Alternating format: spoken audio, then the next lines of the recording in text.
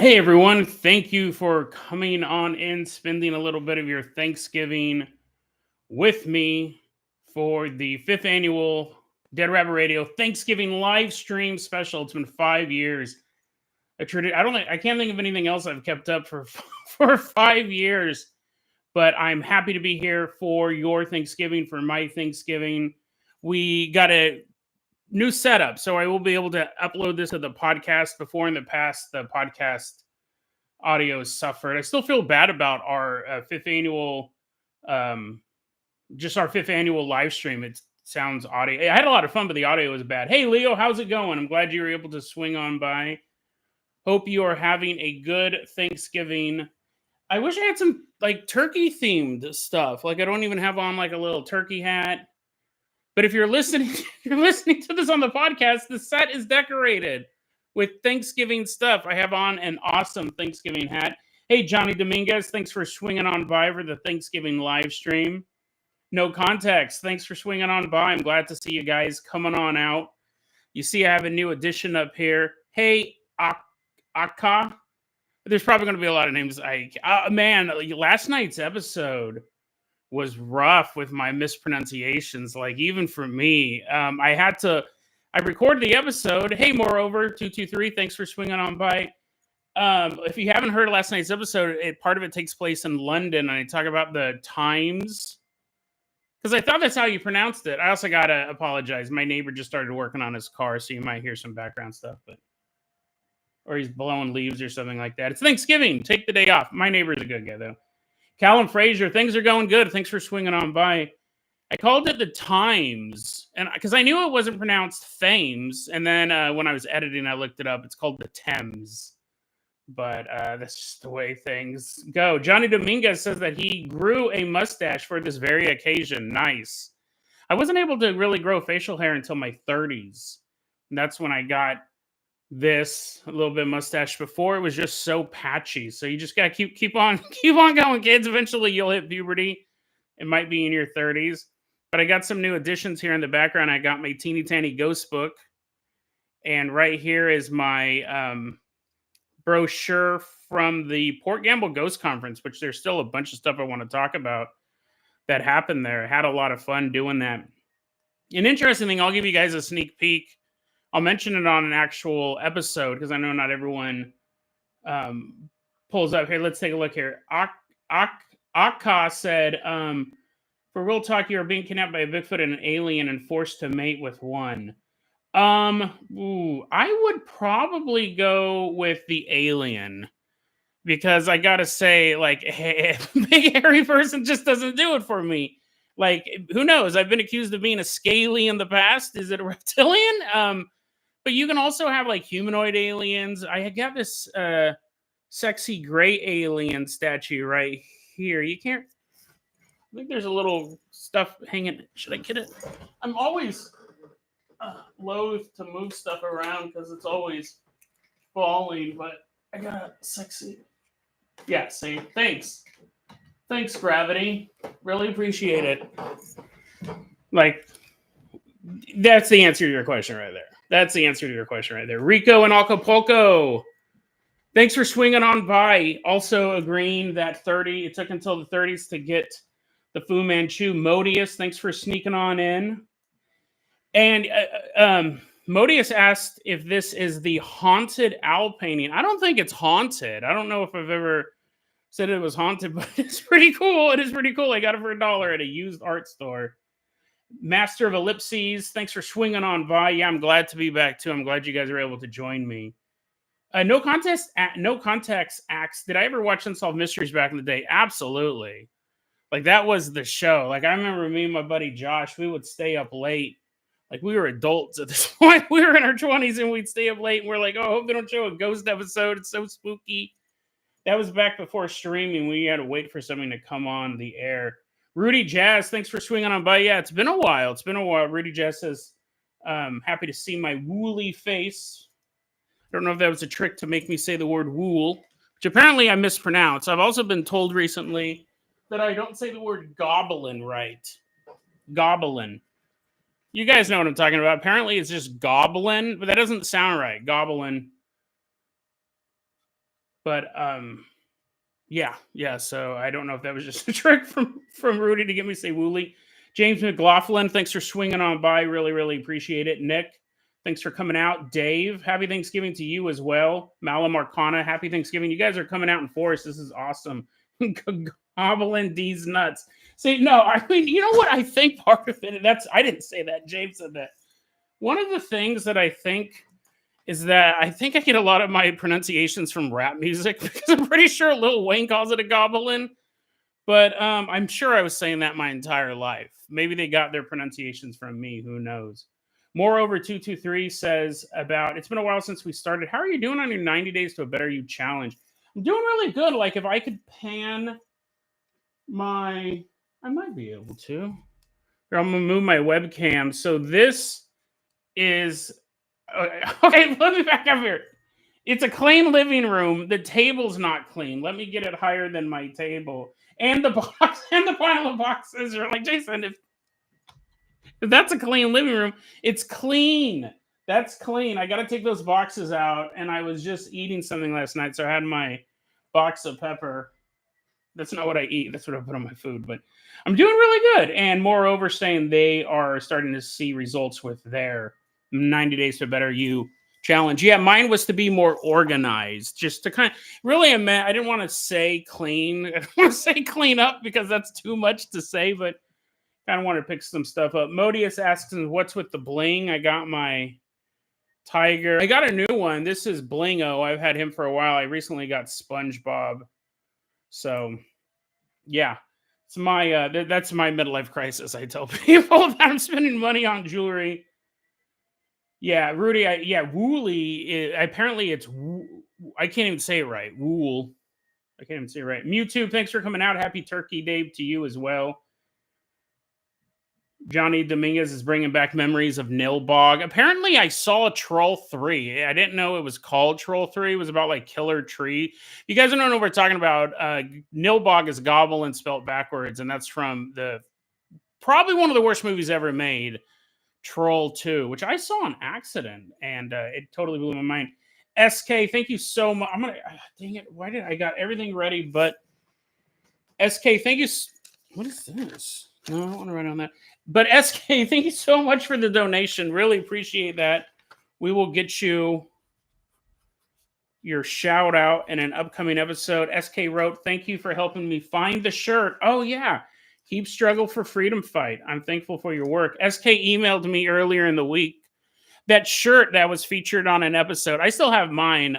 It's just the grammar's bad. And it's a picture of a gray alien head and two brass knuckle knives. And his dog ate his up. And he's like, dude, how am I ever going to find that shirt again? So he's like, hey, send me an email. Can you give me that link again? And yeah, it's great. It's a fantastic shirt. It's a fantastic shirt. Bix Bungo, thanks for joining us. Happy Thanksgiving to you as well. Photogenic Hunt 42, thanks for swinging on by. Sorry that you have missed previous years, but yeah, thanks for coming on out. Rudy Jazz is also giving a big thumbs up to their 90 Days to a Better You challenge. And I hope a lot of you guys take that. It's a lot of fun. Nato Sumi, happy Thanksgiving to you as well. Cat Cans, thank you so much for the donation. I'm thankful for 1,000 hours of well-researched, indexed, and delivered stories of the unknown. Thank you for hanging out with us. I'll be in and out. No, that's perfect. That's what I like about the length of this. Oh, I didn't know I could hit those little things. The length of these things, I don't expect anyone to spend the whole time. If you want to, that's awesome. But if you just jump in and out. And then Oracle Relationships finally made it to a live stream. Really appreciate to have you here. Bix Bungo, Troll 2 is Kino. I don't know if it's funny because it reaches that level. It's so bad. It does become art.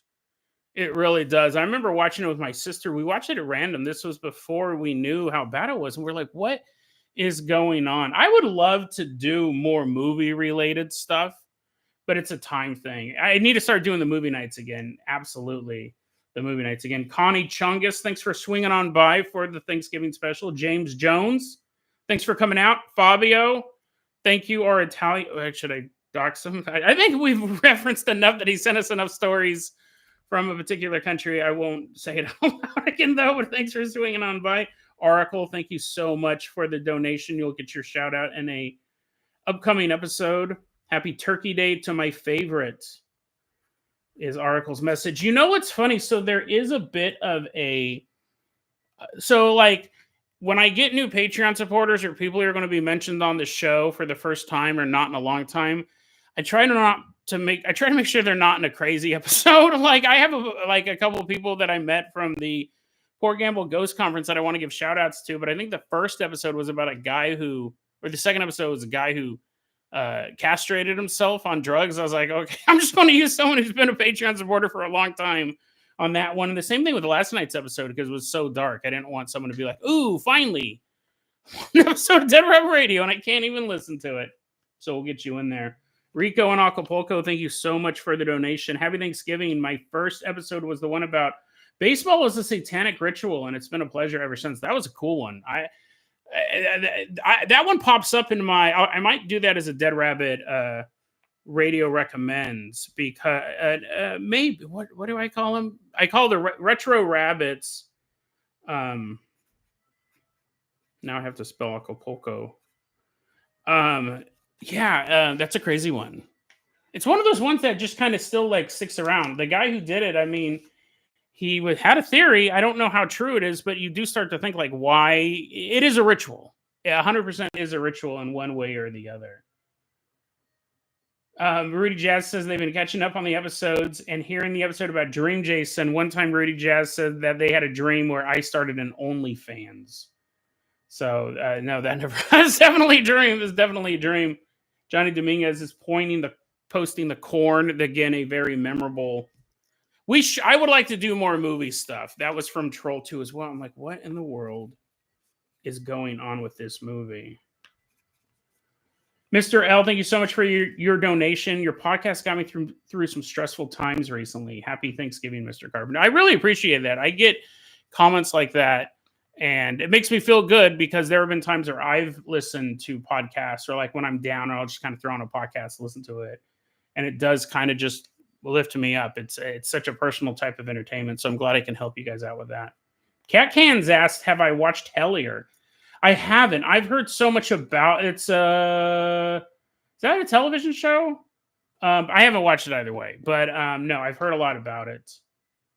And then they also said, Cat Cans go, there's a podcast called Penny Royal. They're not awesome, but they show just how much paranormal stuff is going on in the most random of places. I can check that out. I can definitely take a look at that. One thing I like about the show we have is like, who would have thought we'd be finding stuff all over the world like that? You just always kind of read the ghost stories in your area and then the ghost stories in your state, country. We've done a lot of stuff. I have an update too about that Peru face peeling alien story that's still going on. We covered that last season. It was news for a couple days and it disappeared. It's still happening.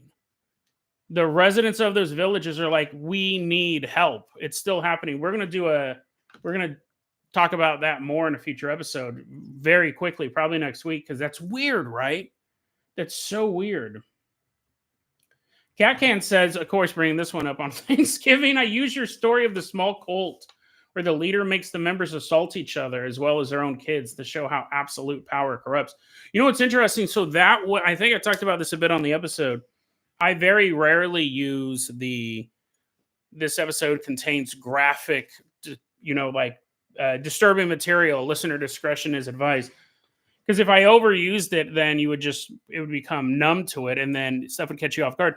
That was one of maybe 5 episodes I used that on, and people still said it wasn't enough. I had to go in and re-record a new warning because people were so disturbed. It was, I think the episode might have been called White Power Nebraska. I know that's what it was in my notes for the longest time. It was about a white supremacist who started this cult. It was super brutal, true crime story.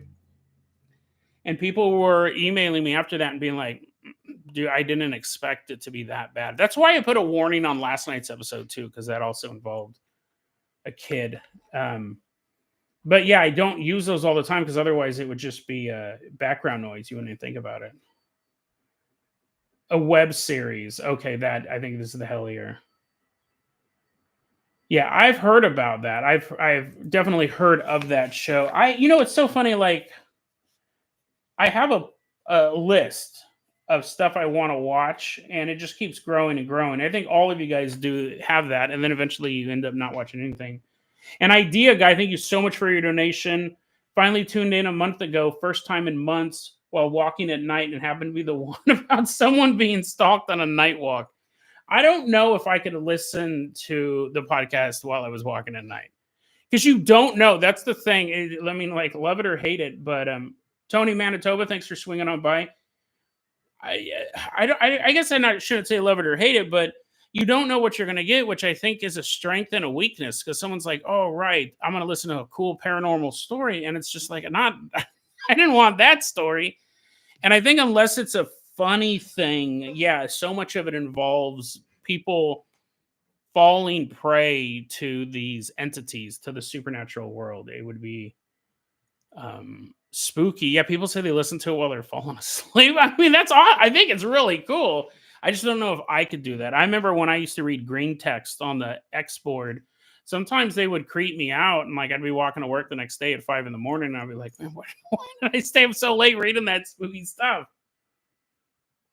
Moreover, 223 mentions the Kasake episode. That was the one. That was the one about the bear. The name in Japanese means diagonal slash. It was about a bear who walked into a town and was just eating people. It was like walking through the walls of their little tiny houses. It was like an apparently, like in the culture of Japan, they hate bears, and a lot of it has to do with that story. A massacred town. Moreover, says they use the quote, "That's why I'm governor almost daily." I don't remember the context of that quote. I don't remember the context of it, but I really like that story. That one, it might be one that I want to listen to and do a. And what's funny is that when I say I like that story or I like that episode, generally I'm referring to the story, the content itself. If I listen back to it, my delivery, I'm like, oh, that took too long for that particular part. I could have cut that out. Like you're your own worst critic, but it yeah, that's a good one. Leo says the list becomes a chore in the infamy. Yeah, I have a YouTube watch later list, and it's like some of like the very first video that pops up every single day is this conspiracy theorist talking about how Mike Pence has murdered 42 children personally, and I was like, why haven't I watched this yet? This sounds so fascinating. I remember one night I watched like 5 minutes of it, and he's like, Mike Pence, when he was governor of whatever state he was governor of, he hunted kids in the wilderness. And I was like, dude, this is awesome, but I don't have time to watch it now. I'll put it on my watch. And it's been there for like 2 years. I really need to watch that video. Castro T, thanks for swinging on by to the Thanksgiving live stream. Really, really appreciate it. An Idea Guy says, falling asleep to my voice, just have a nice voice to listen to. I hope so. To me, it sounds a little annoying, but and that's the thing when people criticize my voice and they're like, I can't listen to Dead Rabbit Radio. His voice annoys me. I was like, that's fair. I totally understand. Tony Manitoba says, I've been listening since 2019. Always a pleasure to tune into the live streams. That's awesome. You really made a difference in my life. The 90 Days to a Better You challenge. Keep rocking in the free world. I intend to. Justin Mosier says, how many emails do you receive regarding people's personal stories? Not many at all. Most of the emails I get are asking for, and I'm behind in some of my emails. You may go, yeah, you're about to describe one of my emails.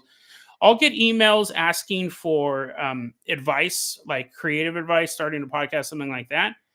And I'll get email. I got a couple of those this week. And then I'll get emails asking for personal theories or things that I think it was Ethan Browning. I'm sorry if I don't remember correctly. A while back, they emailed me and they said,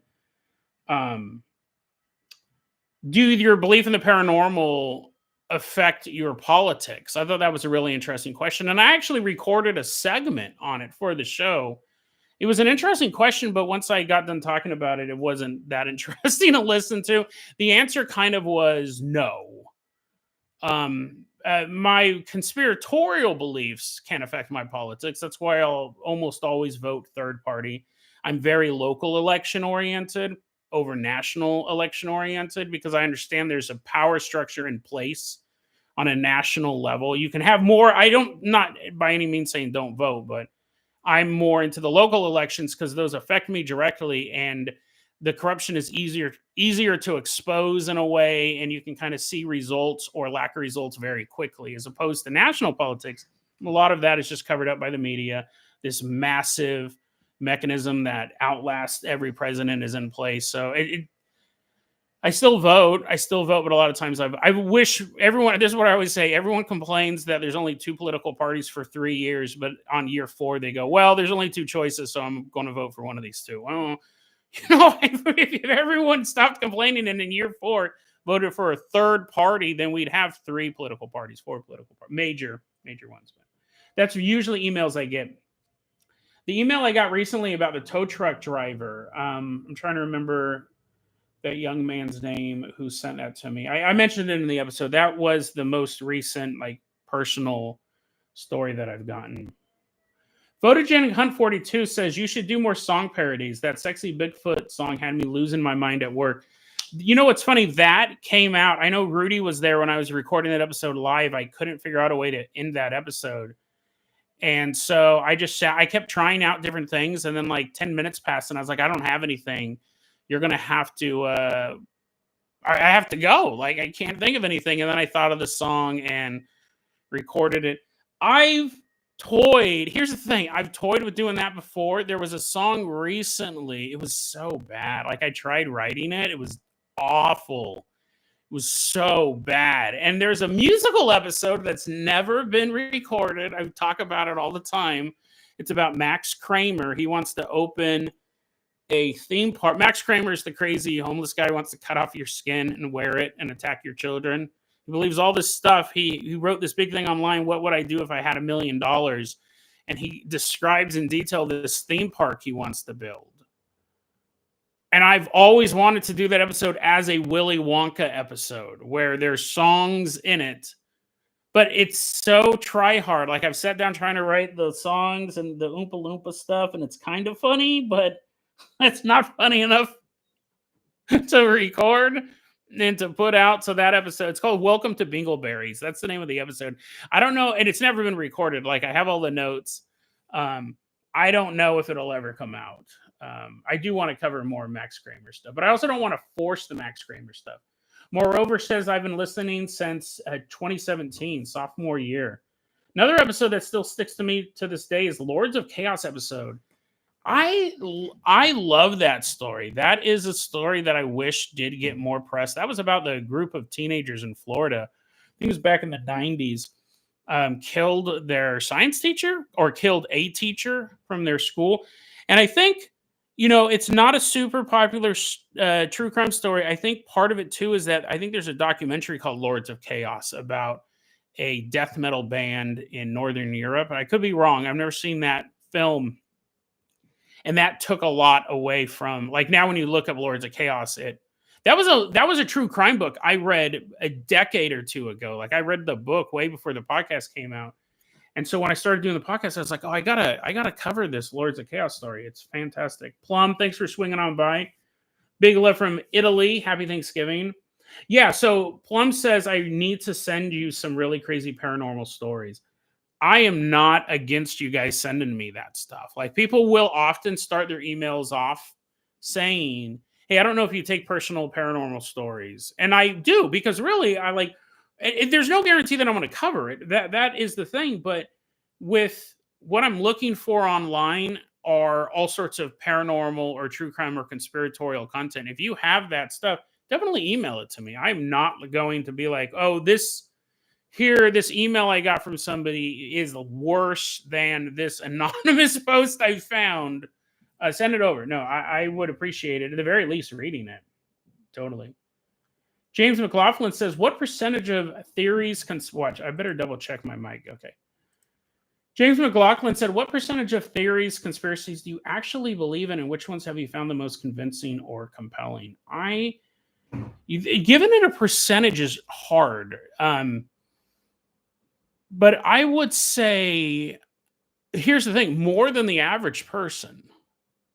More than the average person, but I think probably on par or maybe less than because most conspiracy theorists, despite what you see in the media, like, most conspiracy theorists will have a trove of conspiracies. Like, they will be a flat earther. They will believe that The Earth is flat, and then connected to that, space is fake, and connected to that, aliens are demons. Those are all kind of exist in the same realm. But then if you started asking them about, was the Titanic sank so the Federal Reserve Bank could be established, I don't know how many of them would buy into like financial conspiracy theories or war conspiracy theories, the Gulf of Tonkin incident, stuff like that. I think you kind of stay in your lane as far as that goes. The conspiracy, and I've talked about this before, I did want to recover it because Ice Cube was on the Bill Maher podcast recently, and Ice Cube brought it up. He goes, there's a conspiracy theory, and I don't think he used that term, that the record companies, I covered this a long time ago. This was a long time ago. Record companies promote gangster rap because they're in bed with the private prison industry. That's an old conspiracy theory. I remember reading an article about it years and years and years, again, way before the podcast even came out, about these hip hop record executives who were brought into a meeting and they said, the private prison industry is booming, but we need prisoners. So we're going to start elevating gangster rap. We're going to have people be more and more violent in their music, which is going to inspire people to commit crimes. And two of the producers said, we're not going to do that. And they left, and they were warned never to tell anyone. Ice Cube said, listen, you can record your album. You write your songs for sure. He goes, but it is the studio who tells you which songs they are going to promote as far as singles. And it's really the studio as final cut. Like you might write 16 songs. They're going to pick the 10 on the album. He's self-published at this point. He's been around forever. He owns his own label.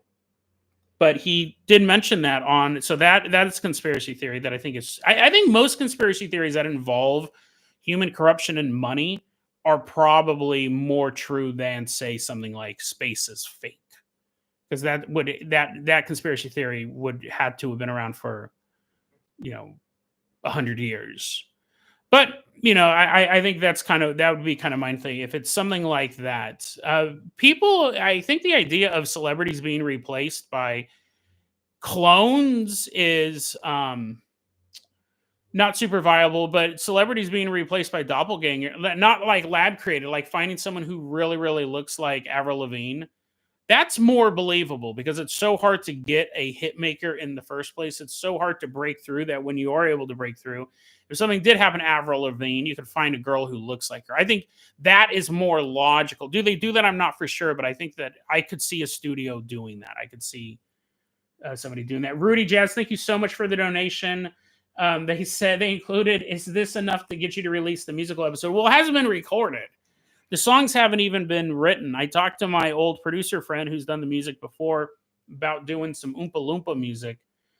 But, again, like it could come off as so cringy. And let me read some more of these comments, but I'm going to remember that. Castro T says, I sent you one of my personal sleepwalking incidents. You haven't replied back. I'm not like I said, I've gotten a couple emails where people are like, hey man, I'm starting a new podcast. You have gear information, or I had another one asking, they had more specific questions about podcasts they want to start. And I'm just not great at replying to emails. I'm sending out a bunch of stickers too. I'm sending out all my stickers next week. I ran out. So I'm not good at mailing stickers out either, but I'll take a look at that, Castro, the sleepwalking. Here, I'll write that down. Because I apologize. Let me say that too. I apologize for not getting back to you. Even though I'm slow, I try to. Let's see here. Johnny Dominguez says rap an entire episode. That is so. I have sung, technically there's 2 episodes that have songs on them, not including the zombie raps, Dead World and Dead World Part 2. I have the Sexy Sasquatch, and then I have not listened to the song since I've recorded it. I thought it was pretty cool. I thought it was pretty cool when I wrote it. I'd probably cringe really bad, but the Book of Enoch, I think, ends in a rap song. It does, right? I didn't edit that out where it's like, yo, I'm the Book of Enoch, and I'm here to say I don't. So the instrumental is still on my iPhone or whatever it is. I have an Android, but I just call it an iPhone for somewhere. I call it an iPod. I listen to my music on it. That song Walk Back. It's just an instrumental. It's a free use instrumental. Dun, dun, dun, dun, dun, dun, dun, dun, dun. I don't remember any of the lyrics. I'm sure it's super cringy. So I don't think I'm going to rap an entire episode. I don't think that's going to work. Dirk Groveman, what's up? I haven't seen you pop up in a long time, man. What's up, Jason? Hope your Thanksgiving is going well. I hope yours is going well as well. Yeah, no, I think we're all having fun. Modius says, thinking that aliens are demons before, if we even know that aliens are real or not, is bold. It's interesting. I think we've covered this on the podcast. There's that theory that that's the thing that's stopping disclosure, is there is a core group in the government that believes they're demons. Who knows? Like, again, I think the machination, if you are, and I talked about this before in an episode, if you're a government employee who's worked for the same agency for 40 years, you have more connections and, in a way, more power than someone who's elected for 4. And that's just the truth of the matter. That person who's elected in office has to come to you to get something done. So really, who has the power? And that person, you can go, that person's going to be gone soon anyways. What are the Collins Elite? The Collins Elite, I think, is the name of this group. I actually brought it up at the Port Gamble Ghost Conference. I met a UFO guy, one of the big. He's the master of ceremonies at the UFO festival in Oregon. So yeah, that was really cool. I forgot what his name was. No, I have it written down. Mike. No, that wasn't. Michael was a skeptic. Anyways, I got it down. I do want to say, Castro T mentioned that movie They Cloned Tyrone is about. Oh, it is. It's about the cloning, the cloning celebrity. Or he says they kind of glaze over it, but it's kind of mentioned they cloned Tyrone. I watched some stuff on Netflix last night. One of them, man, I don't like saying, I'll talk negative about movies all the time in public, but on a podcast, But I watched a movie, and man, it was really good, but they just couldn't stick the landing. Like, everything up to it was really awesome, but yeah, that was on Hulu, actually. In the end, like, they asked so many questions and didn't resolve any of them. I feel like it should have been 90 minutes as well. They could have cut out, since they didn't resolve anything, they could have cut out 30 minutes of questions. Speaking of questions, I found, look at this. You guys are going to go nuts. If you're on the podcast version, I'll describe it to you, but I found this walking, I got to hold it just right. I found this walking home one day. Does this look familiar to anybody? You're answering. Okay, so now it says Slurpee on it. This is an official Cowboy and Aliens cup fashioned after the bracelet. You're like, wait, it's Cowboys and Indians. Slow down, bro. It was that movie starring Daniel Craig, and he had that bracelet on his arm to shoot aliens. I found this in a box of free stuff. And so, yeah, this cup is probably about 12 years old. Yes, I have washed it out, but isn't. Oh, I haven't even shown you the best part. I can't believe I forgot about that. Watch this. Wait, is it doing it? Oh, man. It doesn't light up anymore. It used to shoot beams out. Maybe I got to change the batteries. It did earlier. Anyways, there's that. I don't know. Thought it was kind of cool. Cool. Bougie Barbie, thanks for coming out. Bougie Barbie says that the Ice Cube theory was ever true. It doesn't make sense now because rap isn't as influential and prisons would have died already. Well, what's interesting, so it doesn't have to be everyone listening to rap music. Because the prisons, they only need so many people to be profitable. The idea, though, was to amp people up and to make crime seem cool. If you really think about it, you had like gangster movies in the 20s, and then you'd have the occasional movie that would make crime look cool, like Scarface or something like that. But if you had people listening constantly to this stuff, like I mentioned yesterday, I thought something was following me. I was listening to Spice One. I'm listening to very violent rap music. And it was making me more anxious in the state I was already in. It is a conspiracy theory, right? There's no proof of this. People have alleged it, but I think that you wouldn't need it to constantly be the number one hit. Because rap music has fallen off, especially in the past couple of years. And gangster rap's fallen off for a while. But nowadays it's all about like popping Xanax and stuff like that, which will get you thrown in jail if you get caught. No Context asked, Um, no Rudy Jazz was talking about my forearms there, so I had to read that comment as well. No context said your opinion on the plane lady. I thought that story was said and done, and now she's popped back up in the news. She's kind of doing a podcast tour thing. Super interesting. She's really like she's very very attractive woman. I think that's why the story lasted for so long. I think the fact that people couldn't find her afterwards added to the mystery. And she does these podcasts. I don't know how long the interviews are. I don't know what else they talk about, but she's like, I don't really want to talk about that. She doesn't want to talk about the person she was talking about. She goes, I just got a negative vibe. She apologizes. She goes, I didn't mean to be such a weirdo. But it turns out like it doesn't seem like she's crazy, but it also doesn't seem like she saw anything as well. Interesting. Interesting meme, right? She became a meme and then she actually just kind of went on with her life. So that's interesting as well. Cream Master Cycle, happy Thanksgiving to you as well. Always checking your stuff out on TikTok. A perfume expert. I don't know if you'd call yourself an expert. I'd call you an expert. I don't know anything about scents. More of a 223. Have a good Thanksgiving. I know I'm behind on the comments. Did I miss that one? Wow. Okay. Sorry. I'm way behind. Oh yes, and Justin, I actually was just looking at Justin sent me an email about the gray alien faces. So I was just looking at that one the other day because I'm looking for new stuff to cover. So yeah, I was going back through that. No, I appreciate it. Crunksta, thanks for popping out. Poor Richard's Farm. My favorite DRR moment was when I was recording the studio and the dog walked by. That sucked. That's his favorite moment. I mean, it was interesting, but you could hear my fear.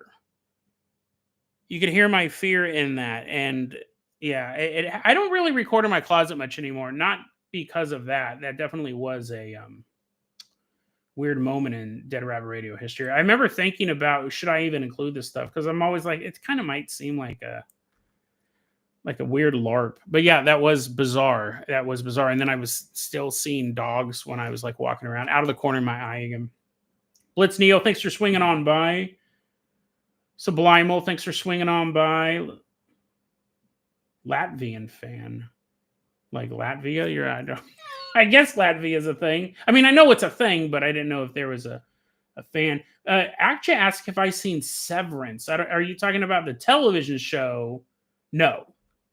I've seen the movie Severance about a group of employees, a group of like business people go out to a team building retreat in the middle of the woods, and they run afoul of wealthy people chasing them, hunting them in the woods. I don't know if that's the one. I don't know if that was a good one.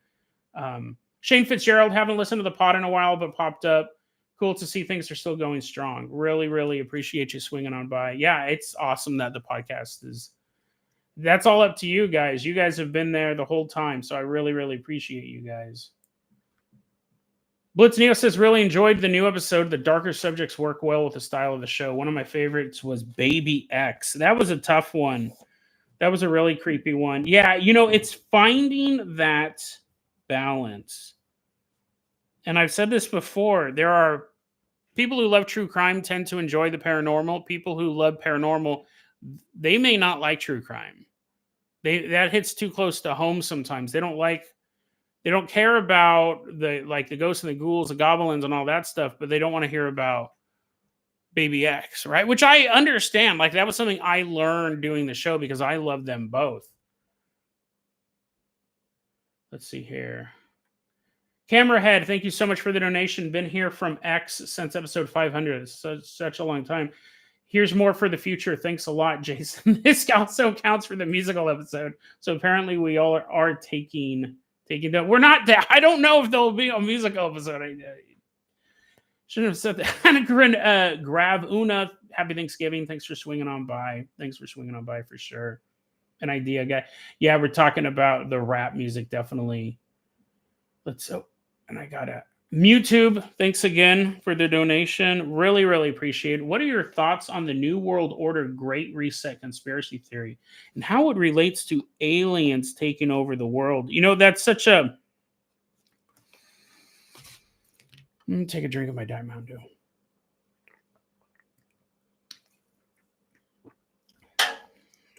It's almost like 3 different conspiracy theories in one. New World Order was around when I was a kid, and it terrified me. Terrified me. I was a kid being raised in Southern Baptist household. My dad was not an apocalyptic minister. He didn't. We we were aware of conspiracy theories. I was more intrigued by them and stuff like the Church of the Subgenius. That was like a funny thing when I was a kid. Sorry, I drank that Mountain Dew and trying not to burp. New World Order terrified me. Terrified me as a kid. And I remember I was always thinking the world is going to end. This is it. I'm not going to be able to live a life. I'm not going to be able to be surrounded by stuffed animals and haunted dolls and owl paintings as an adult. And when George Bush gave that speech where he said the words "a new world order," that scared me so deeply. And that was the first George Bush. I had to have been like 12, if not younger. This was, I think, after the first Gulf War. I was terrified. I go, this is it. This is the ending that's been predicted this whole time. So New World Order is this idea of, in the Bible, it's specifically about the Antichrist. In, what's the word? What's when it's not religion? In the secular conspiracy theories, it's the Illuminati, or it's just the Bilderberg group or something like that. Changing everything. Now they're in control and there's no fighting back. The Great Reset is fairly recent. It may have been used here and there in the past, and forgive my ignorance if I'm totally off base. I think it mostly came out of COVID, where there were powerful people saying, now's the time. Like, now we're basically given a blank slate to rebuild society. Let's reset everything. We can fix all the climate issues. We can fix all the social and all this stuff. And people, people just want to pull their car into their garage, walk in, and have a dinner and hang out with their family. At the end of the day, that's what people want. And when you start messing with that, people are going to freak out. So if you're going to do it, you probably don't want to announce it at a meeting that is immediately going to be broadcast all over the internet. It's going to be all over Twitter, to the point where now people are like, oh, no, we don't mean the Great Reset. They're trying to like rebrand all this stuff. And then you have the idea of aliens as well, which, again, so we're talking about conspiracy theories. There are people who believe in the New World Order. A lot of people, right? It's coming. There are a lot of people who believe in the Illuminati that don't believe in aliens. Those are two, like, you will find people who believe in both. And they'll go, well, the humans are being controlled by the aliens. But I would argue there are probably more people who believe that demons or the Antichrist are behind the New World Order than an alien empire. So it really is 3 separate conspiracy theories. The New World Order and the Great Reset are closer connected. But so really, I think if aliens wanted to take over the Earth, they could do it. They could overpower us.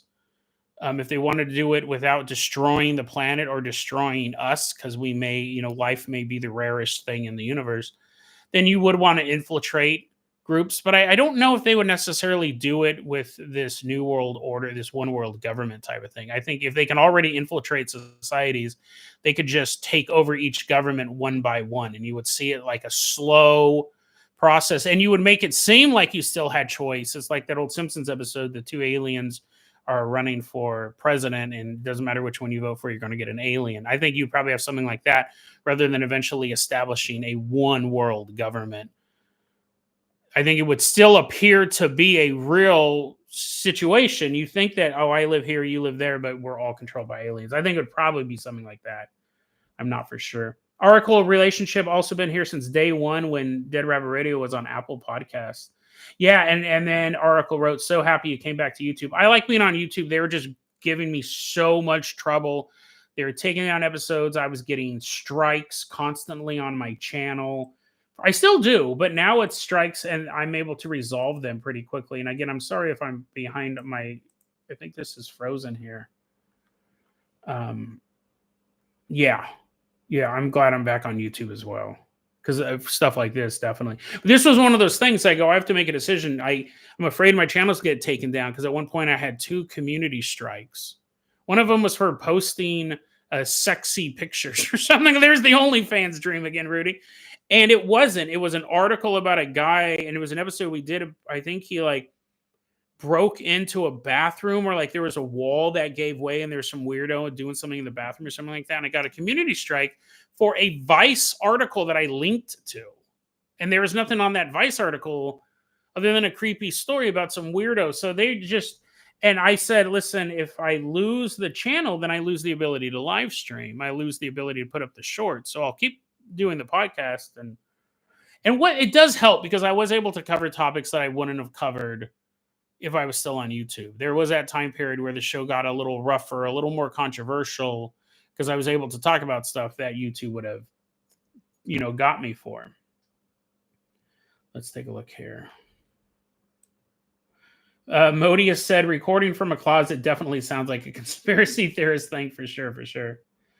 Toby Manitoba. I actually, we're going to cover this on an upcoming episode. Some of the stories are require I shouldn't say too big, but require so much research they take longer. But Tony Manitoba said, did you see that BBC investigative unit busted one of those monkey torture rings? I did.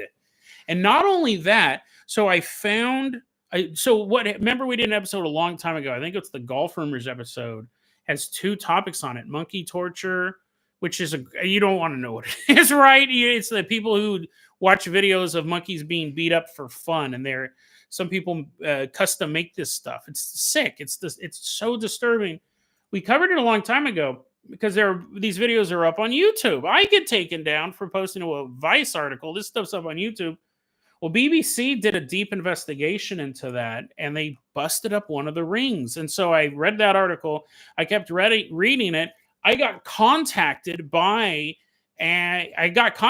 someone who was part of the investigation or was working alongside the investigation. They emailed me and gave me more information about what actually happened. And they weren't one of the bad guys. They were one of the good guys. They're like, hey, I know that you covered this topic a long time ago on your show. So I have a bunch of stuff. It's one of those, I got it at the beginning of last season, and it's just a matter of putting it together. But I'm going to do that episode this season, actually, Toby. I'm sorry, I called you Tony earlier, Toby. Yeah, it's really crazy. It's really crazy. I can't wait to get into that one. Anon, thanks for showing on up here. Photogenic Hunt says, do you think it's an actual dog manifestation, or do you think it could be some sort of tulpa because I've had such bad experience with dogs? It's possible. I mean, I don't know. I think a tulpa might take more time, and the fact that I was just it was such an odd story, and it was about a ghost dog, not the movie, but a ghost dog. It's like Phantom Farts, if I remember correctly. I didn't like it. I know that much. I don't like it. As much as I do paranormal research, I don't mind encountering paranormal stuff in the wild. I don't like it in my house. Obviously there's the old man ghost that I've encountered from time to time, and this ghost dog, didn't do anything. It didn't hurt me in any way, but also in the moment, you don't know, right? You just don't know. Keck Cereal, thanks for swinging on by. Lemur Wrangler, thanks for swinging on by. Glad you guys are out. Yeah, no context. Yeah, it's good to be back on YouTube. Yeah, just for the comments alone. Hunter McCarthy, happy Thanksgiving. Thanks for swinging on by. Let's take a look here.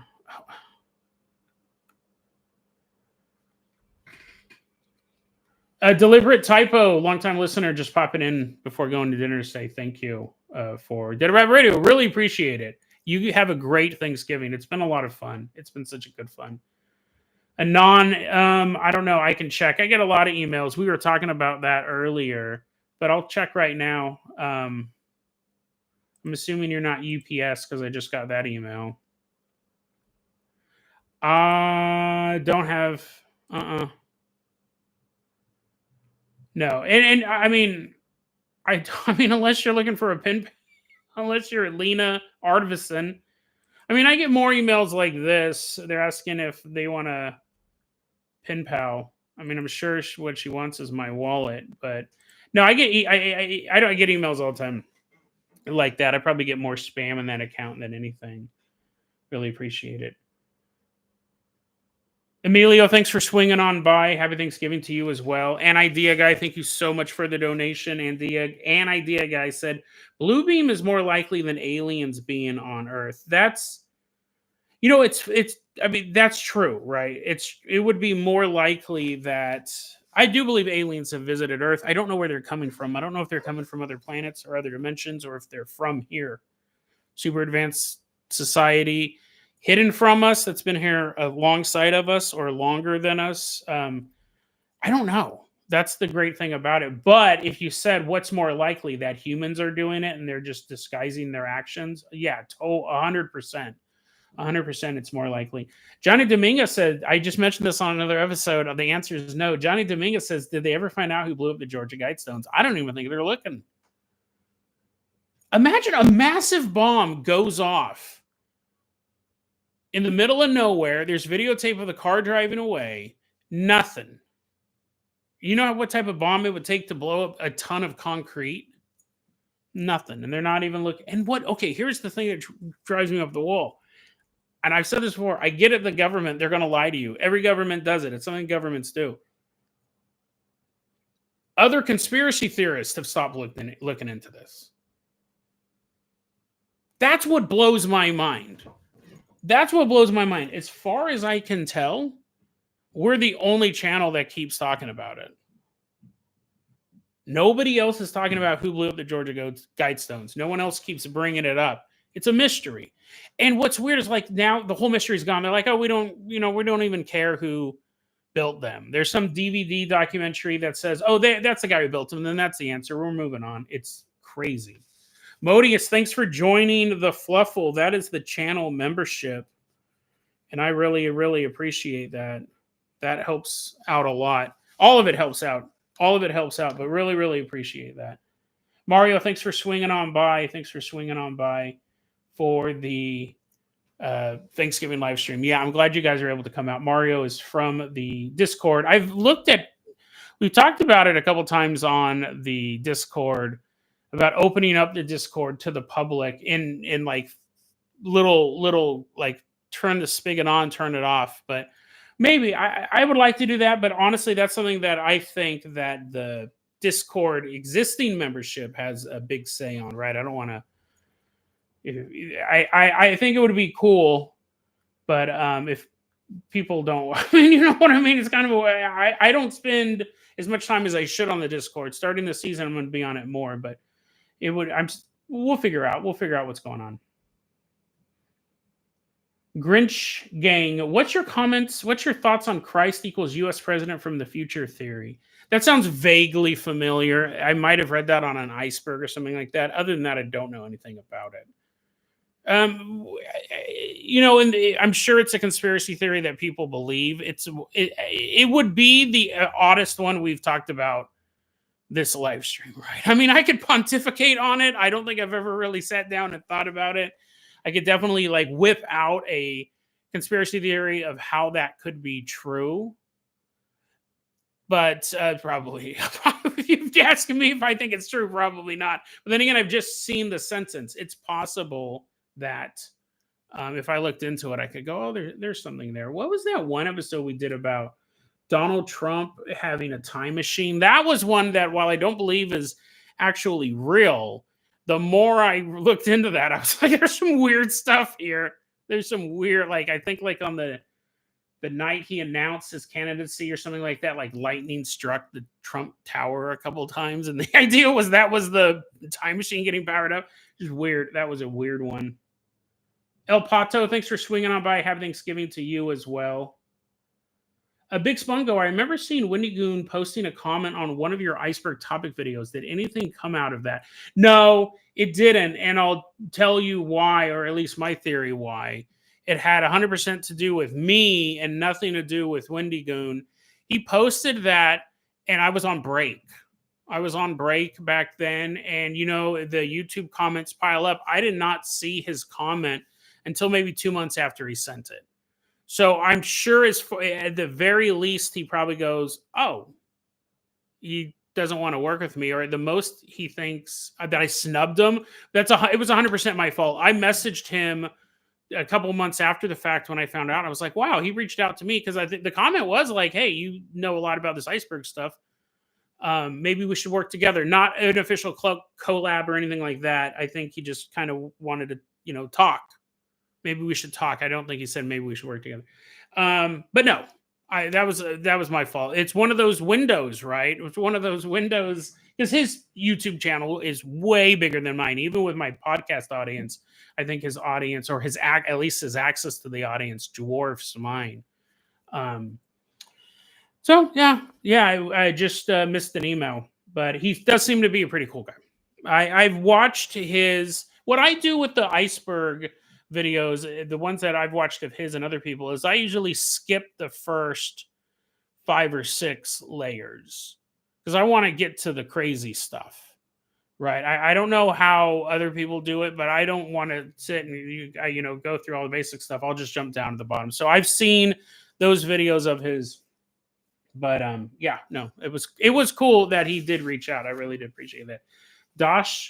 Dasho loses weight. Thank you so much for the donation. I remember a few weeks ago you did a story about a ghost in Georgia, and I'm pretty sure it was Georgia, the country, not the state. That's definitely possible. You know what's funny?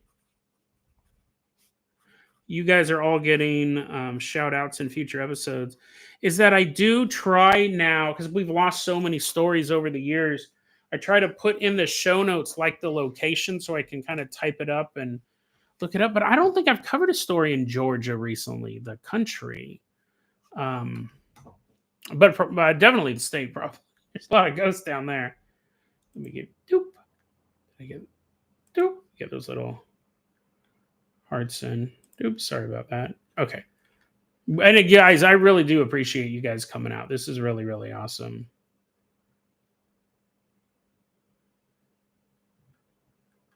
Yeah, and I jumped ahead. Yeah, Catcan says, I don't think Wendigo thinks that way. I think he understands. Yeah, I assume that he didn't think I was big leaguing him because that definitely was the case. I just, I forgot. I didn't see it. I was on vacation. I was like, oh, man. Modius says the Georgia Guidestones never interested me until the thing blew up, and that's true. So Modius, the thing is like me coming from a fear of the New World Order, like having this innate fear that at any moment we were going to have to be forced to get the mark of the beast. Learning about the Georgia Guidestones was scary to me when I was a kid, right? Because they were built in the late 70s. I think I might have found out about them in the 90s, because conspiracy theory culture was you bought a book or you read a magazine or you talked to somebody. That's how it was when I was a kid, and it was the crazy guys who believed in the conspiracy theories. And then eventually Oliver Stone would make a 3-hour-long movie called JFK, and now you can talk about that. Now you can talk about the grassy knoll and all that. To know that someone unknown had built this series of rules, never let the population of the world go above, 600 million or something like that, which would mean billions die. It scared me, but I didn't pay it much. Like as I got older, I was like, that's really interesting. So it's probably an Illuminati thing. It is there. But I agree. After a certain point, it just kind of became a boomer conspiracy theory, speaking from a boomer myself. And now it is weird that it blew up, and it's weird that nobody else is talking about it. 100%. 100%.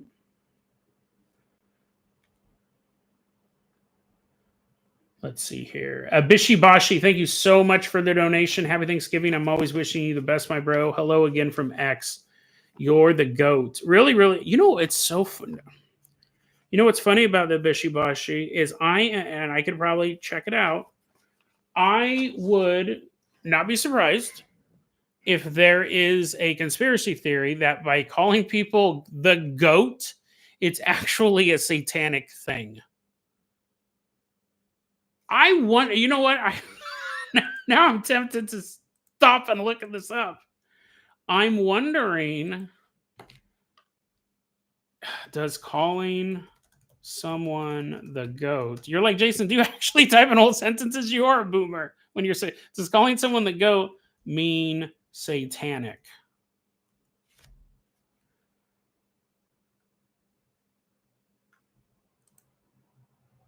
First Baptist Church, Brian, are you a goat?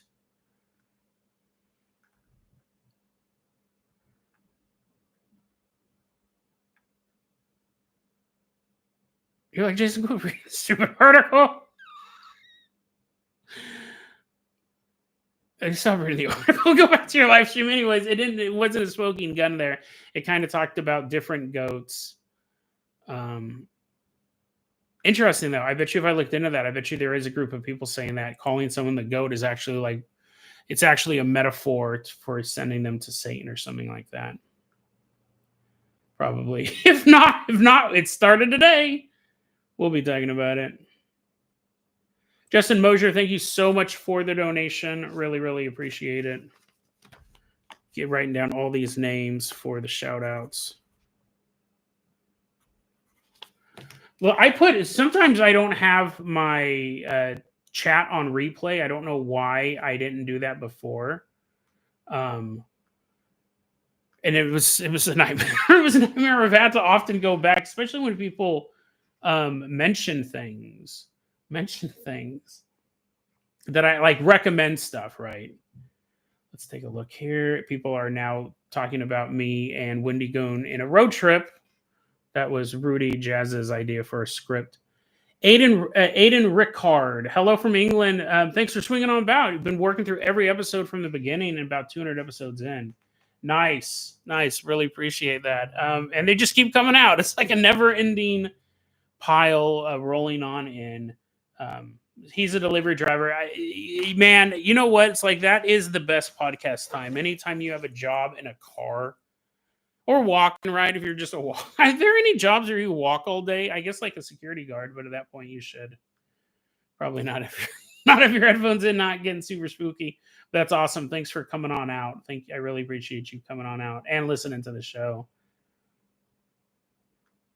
Let's see here. Hunter, thank you so much for the donation. Really, really appreciate that. Hunter wrote, love the show, man. Thank you. You know, I really enjoy doing it. At the end of seasons, I'm done. Like when the season comes, I'm like, dude, I can't do this anymore. Like I'm dead. You know what's funny? I was just thinking about this the other day. There's an episode that I've never re-listened to. Most episodes after they're edited, I don't go back and listen to. I think it would drive me nuts. But there's an episode. I was at Walmart yesterday. I talked about that when I was walking home from Walmart. And I remembered the episode I go, I must sound like a lunatic. I remember like my eyes darting back and forth as I was recording it. I was sweating profusely. It was the episode with, and it was such a pull, right? I honestly believe that it could be true, but I remember not having anything to talk about. I remember not having enough stories to go. And it was the end of the season. And I was like, oh, and sometimes like at the end, it's really hard. The beginning of the season, I usually don't have enough stories because I've taken 2 weeks off. That kind of happened this week. But and I run out of them towards the end. Here's the thing. I have people go, you run out of stories. I have 500-600 bookmarks. I have 500 or 600 stories that I can do. I don't have the notes. I don't have them prepped is what I mean when I say I don't have the stories. I have the ideas. I just need to type up the notes. And I was like, what am I going to talk about? Oh my God. And I did it. Is that Nickelodeon show Victorious is their theme song a magic spell? And what's funny is I thought about that for a long time. That song is magical, right? And it is about the law of attraction or whatever. But I remember when I was recording, I was like, I hope this works. Because I've recorded whole segments that I've taken out. I've recorded whole parts of episodes and I go, this is no good. I did that the other night. The story about the guy up in the mountain, the Colorado theme park. I recorded 40 minutes of that story. And then I stopped and I go, it'll take me less time to re-record this, shorter than it will take for me to edit it. So then I started from the beginning and did it all over again. Why did I start talking about that? Why did I start talking about losing my mind? Just because Hunter McCarthy said, I love the show, man. No, I really, really appreciate that. see, I'm finally learning out how to. Modius. Modius is talking about people mispronouncing their name, like Asmodeus. That's how I pronounce Asmodeus. That I think Asmodeus is a demon, right? Oh, that was interesting. So last night I said on the episode about the insurance company Swiss Re, I go, they can't be that big. I've never heard of them. It's probably a European thing. What's really interesting is I have heard of them. They were the insurers of the World Trade Center. They're the ones who, Larry Silverstein had gotten his buildings and insured them, and he didn't get the full amount of money. They fought him for that one, but I was like, oh no, I guess I have covered. Not covered. I guess I have heard of Swiss Re because I've definitely looked into a 9/11 a lot. Brad Thunderpants, thanks for swinging on by. Ask the questions. Can we get any more stories from the new news section? It's been a long time. I've had someone else ask that. This is the funny thing. There's one more story from that folder. There's a bunch in there, but none of them are related to Dead Rabbit Radio. A lot of them are political stuff, or they're just not particularly interesting. There's only one story left. And this is one of those things, like the content for the show. Like, I could find stories from that year and cover them in the new news segment. I think it was stories that came out in the year 2006 or something like that, because I had a podcast back in the day called Dead Rabbit Radio. And it was like before Joe Rogan. I always think if I had stuck along, if I had never given that up, maybe I'd be Joe. Maybe I would have morphed into Joe Rogan. If I was doing a podcast from 2006 until now. But then I think that podcast would have sucked. It would have been so bad. I was such a cringy dude back then. It would have been awful. And I'll probably think the same thing about this show 10 years from now. But there's only one. I could find other stories in that year, but the concept was these are stories that I had saved, like literally downloaded, like web pages were downloaded into a folder. Because back then, I don't even know if we had bookmarks. I'm sure we did, but that's how I saved stuff. Was I'd actually click save as and put it on my desktop.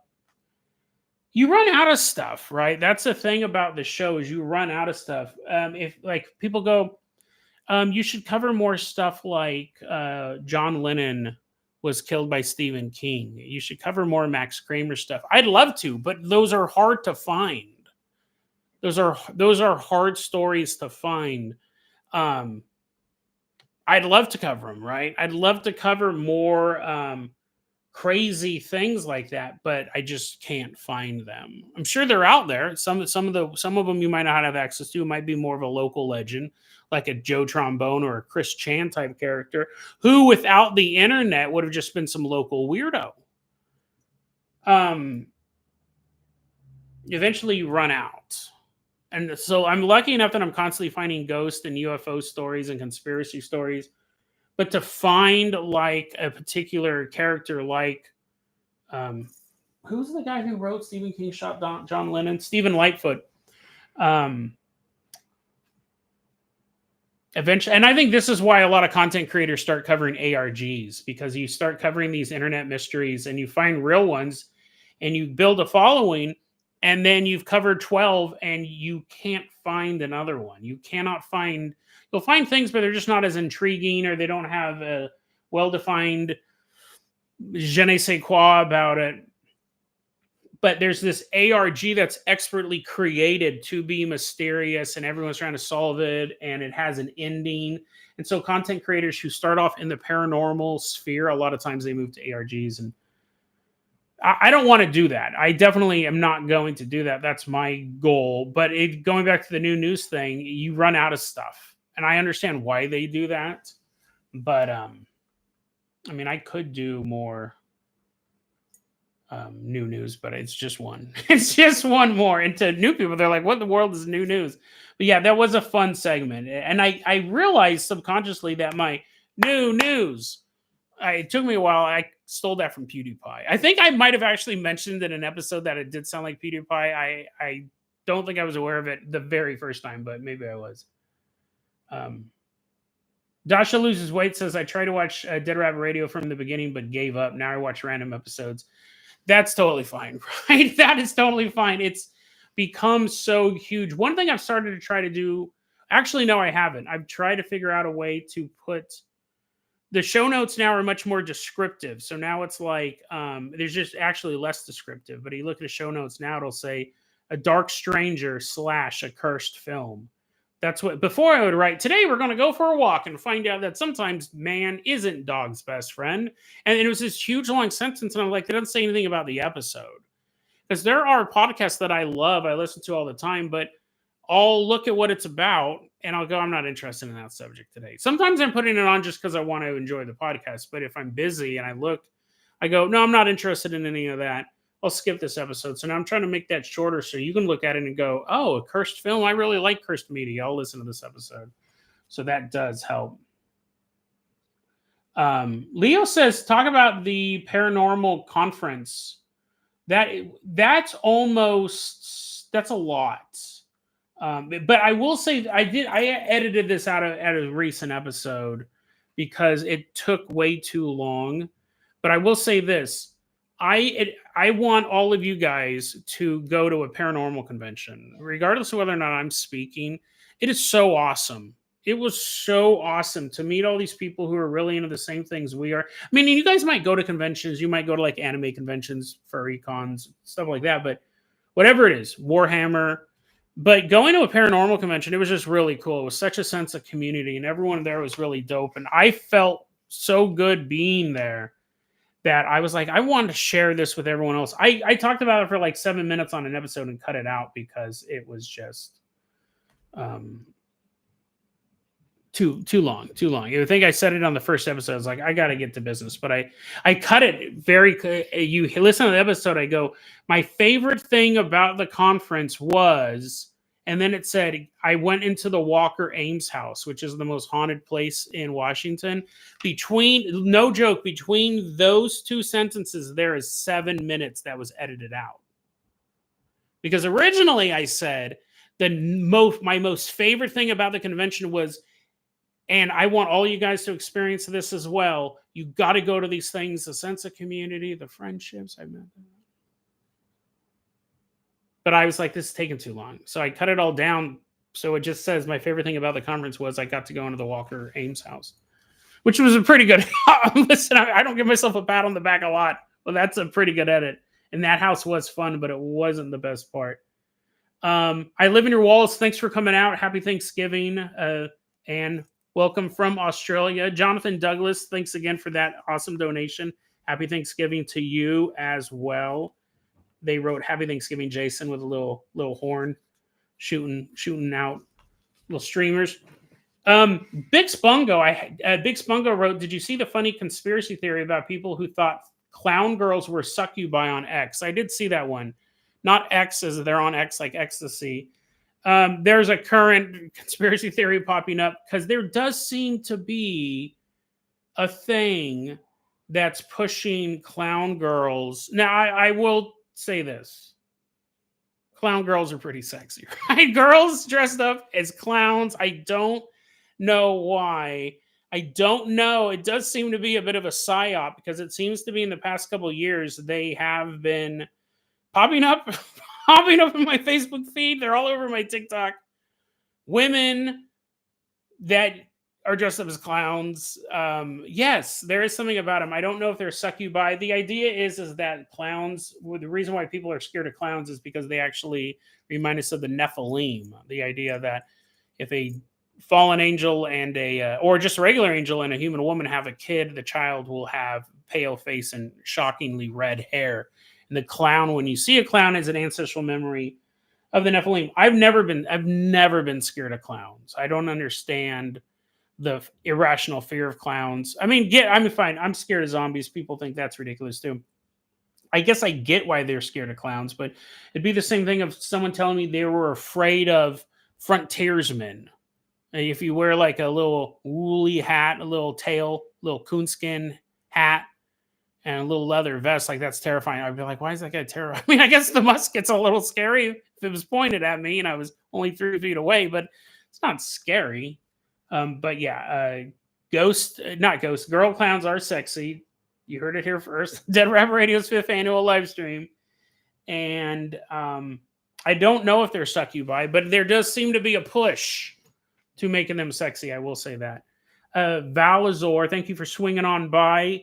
Valazor is asking if I follow AI news. You think there's some paranormal stuff going on in the AI industry? What's funny is that I've had to stop covering AI so much. No one asked me to, but there are certain things that you look at when you're making content. You go, I'm doing this too much. I think we covered 3 or 4 stories on AI last season, or maybe it was spread across the end of the season before that. I find it infinitely fascinating. Valinor asks, is it possible about paranormal stuff in the AI industry?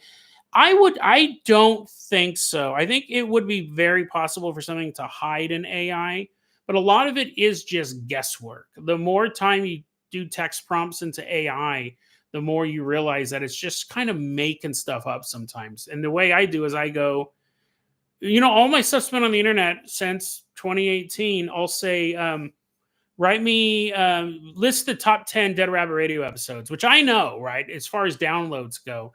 And it'll make up 10 episodes. And what's odd is there'll all be kind of basic topics. There'll be like the Mary Celeste episode, the Bermuda Triangle episode, the Haunting of the Stanley Hotel episode, which I did cover, but I'm just picking stuff out randomly. It knows the show is paranormal. It knows the show covers paranormal topics. It will start off. I'll go transcribe an episode of Dead Rabbit Radio. It'll start off by saying, I'm Jason Carpenter. I hope you're having a great day. I'm having a great day. Because it has all of that in its algorithm. It can pick that stuff up, but it just makes stuff up. If I say, tell me a true ghost story from the city of Hood River, it'll say, first off, I don't tell ghost stories. It'll tell you ghosts aren't real. Then it'll just make something up. So I don't think that there's anything paranormal about it. I think it feels real because it's built to feel like that. Now, I don't think that it couldn't be something in there. I think it would be really easy for a demon to get into that or to mimic that, because we know most people who use Ouija boards, it's just their way their fingers twitch. But that doesn't mean every Ouija board session is subconsciously moving it around. Sometimes it is something else, and I think we could see that in AI. But I find AI so fascinating, I had to cut it out, but because I didn't want to overdo the show. Plus, also, as I was covering this stuff, I go, the stuff I'm talking about today, while I find it interesting, could be extremely dated in a year. The AI technology is moving so quickly. If I go, and what's funny is one of the early, like I covered AI writing real estate entries way before Chat GPT. There was an old episode, I think it was called Negobot. Does the end of the world start in Miami? And it was talking about how they were starting to use this AI program. And I believe that was even before Chat GPT was in the public consciousness. We've been talking about it for a while. Find it super interesting. Maria Romero, happy Thanksgiving. Thanks for swinging on by, Maria. Really, really appreciate you popping on in. And the Monkeys, thank you so much. Thanks for swinging on by. Any shows that you've been watching recently that you'd recommend? I'll take a look at that in 1 second. First off, Aiden Rickard, thank you so much for the donation. Really, really appreciate it. I'm 200 episodes from being caught up, so nearly 1,000 in. I'm determined to see them all. Would you do an episode on Cornish cryptids? What is that like the I'll tell you, the only thing I know Cornish of is chickens, right? Those little chicken guys that are in the Safeway. They look all sweaty, little chickens. It's like, what are you talking about? Cornish, that's a place in England, maybe. And yeah, do they have cryptids out there? I thought in England they only had the black cats and the guy in the trees. Not the Catman of Greenock. The big green face man. You can tell we've passed hour 1 of the podcast, hour 1 of the live stream, because I'm starting to lose it. The nature guy, the woolly guy, and his face is always in the tree. Like, Jason, we have zero idea what you're talking about. Yeah, you do. I'll go down and scroll down the comments and I'll see what you guys are talking about. Own the Monkey said, any shows you've been watching recently that you'd recommend? I watched a movie the other night called I See You which I'd recommend. I wouldn't raise it to the level of a Dead Rabbit Radio recommends, where I was like, I got to tell you guys about this right away. That's usually, I watch a lot of good stuff, but when I'm talking about it on the show, it's like, you have to watch this right now. Um, Other than that, I mean, I haven't really seen much lately. I'm getting ready to go see Napoleon. I think I'm going to go see that Monday. I'm going to go see Thanksgiving, that new Eli Roth slasher movie that takes place on Thanksgiving. But I'll tell you this, I'm not going to go see it because it's a horror movie. I'm not going to go see it because Eli Roth directed it. I'm not going to go see it because there's nothing else to watch, because I could watch Napoleon. I'm going to go see it because my boy Milo Manheim from the Zombies trilogy is in it. I actually was totally blase. I like Eli Roth. I've seen pretty much all of his movies, but I was kind of like, Thanksgiving, I could check it out. But then I was watching the trailer and my boy Milo showed up. I was like, yeah, Zombies 4. That's how I'm going to imagine this movie. I'm going to imagine this movie in the zombie verse. He's finally left Seabrook and he ends up getting his head chopped off by a serial killer. Let's take a look here. George Patton, thanks for swinging on by. George Patton goes, whatever happened to the... I'll look at those Cornish cryptids too, Aiden. I'll see if I can find something. George Patton asks, whatever happened to Kevin Whiskey stories? You know what? Kevin Whiskey, that was an interesting... that was a really interesting ride. There's a couple things that happened. I found Kevin Whiskey's website. He was a bodybuilder, and I think he was also a super soldier. And he was the first, and I talked about this. He was the first super soldier who claimed to be a super soldier, unlike John Storm. That's an old episode, but he looked like he could be a super soldier. He looked like he could beat me up, right? He was a big guy. And he did that episode where apparently a reptilian disguised as a highway patrol officer pulled him over and tried to suck out his soul. So Kevin stabbed him in the neck a couple times and left his body in the Arizona or the Nevada sun. I was like, if this story's real, he killed a law enforcement officer and he's gone away with it. This is insane. And then I think I covered 2 more stories on him. I think we did the cryptid pimp dog of Watts. I think it was like this pimp who could shapeshift into a dog with the face of a pimp. Or it was a pimp who had a prostitute who could turn into a dog with the face of a woman. I don't remember the specifics. It was fantastic. And I think I did one other Kevin Whiskey story. And what's funny is I came to a point, I read all over his website and I thought, I think I've mined this guy pretty well. Because I remember I think it was the cryptid pimp one. Like, he actually did pretty good research. I remember there was one story that I covered. I think I did 2 or 3. If I did 2, it was the cryptid pimp one. But I think I did 3. And I remember going, he actually did a lot of good research. He's coming up with some interesting ideas. I remember thinking, you know what? I had some fun with this dude, but I think I'm just gonna kind of let him be. It was a weird feeling as far as that went. I remember thinking, like, you can almost hear while I'm recording the episode being like, oh, that's really interesting. That's an interesting insight. I think this is all real. It might be a fever dream. And again, it comes down to the thing, like, it's diminishing returns. So the first story we did on Kevin Whiskey was really funny about the reptilian cop. And then I think with him, I got 2 or 3 good episodes, but I could have kept going back to that well, but now I'm forcing it. That's the thing with the Max Kramer. I recorded a segment about one of his video games called Wergoal, where you're a seagull who's being attacked by humans and you have to eat toxic waste and then you can beat up humans. And I say that and you're like, that's ridiculous. Now imagine me saying that for 20 minutes. You're like, well, okay, we get it, Jason. This guy's mentally ill. Oh, the power-ups are garbage. Oh, that's so funny, Jason. Oh, okay. You know what I mean? Diminishing returns. You can't force it. That's something that I try not to do on this show. So I could have kept doing. Kevin Whiskey had a ton of links, and I remember reading a lot of them. But at a certain point, you're like, okay, now I'm forcing it. Now I'm like Stephen Lightfoot again. The guy I know. I keep pointing over there because that's where he's tied up. No, that's where his newsletter is, and it's like I could keep bringing it up, but you want to bring up the gold.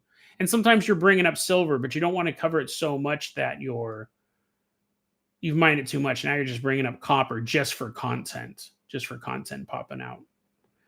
Let's see here. Yeah, Dasha loses weight says we had a local weirdo back in Russia. Guy thought he was stuck in a time loop. Yeah, no, and they said maybe they're look it up. Anything like that would be awesome. I always love getting recommendations from you guys. It helps a lot too. It does. Let's see here. I know I'm behind on my comments. Wow. Okay.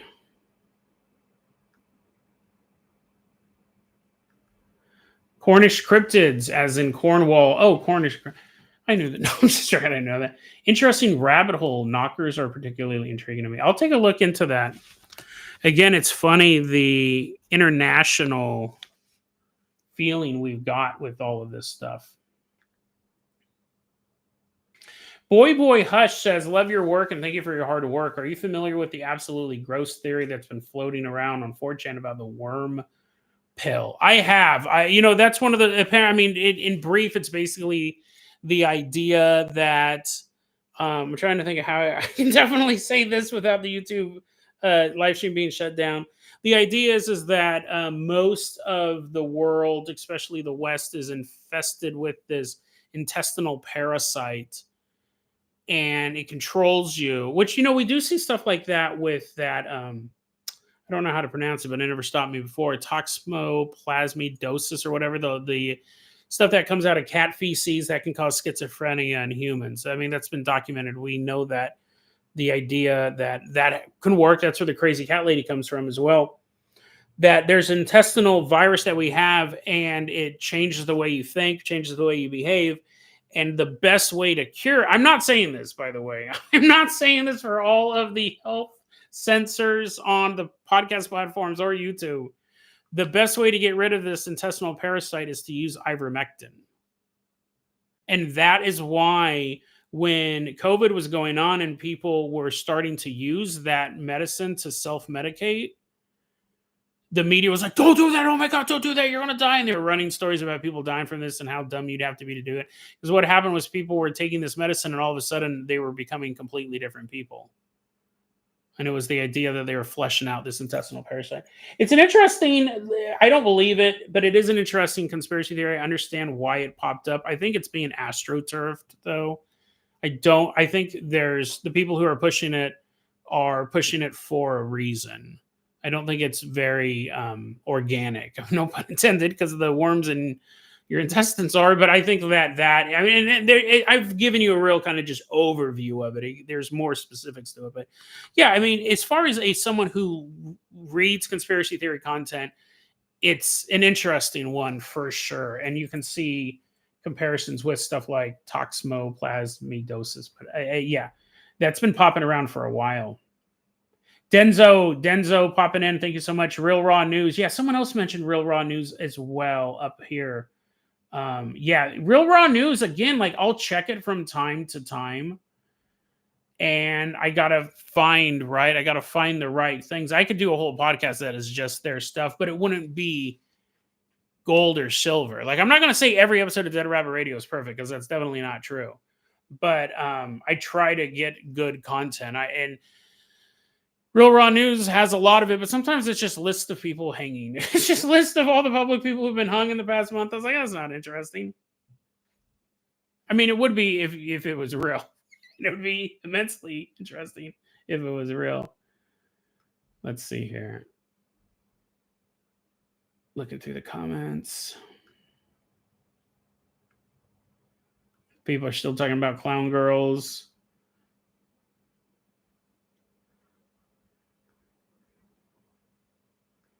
Own the monkeys. TikTok says TikTok will sometimes bring up old conspiracy theories that everyone has covered years ago. Have you ever run into one that has made you look at it again? That's an interesting question. Like, as far as a conspiracy theory that I've considered like settled science that I've just am like done with. Not done with in a bad way. And now I lost that comment. Oh, there it is. I don't know. I mean, I try not to say it's settled, it's done. Like, I mean, sometimes you have to, right? Sometimes you have to go. Well, this is interesting. I mean, I guess it's totally not answering that question. I don't know an answer to that question, but I was thinking the other day, I thought, if you came to me and you could disprove every single haunting that I've ever read, like, let's make it more narrow. If you could sit there and disprove every single paranormal experience that I've ever experienced myself, if you were able to sit me down and show me exactly how those things were not real,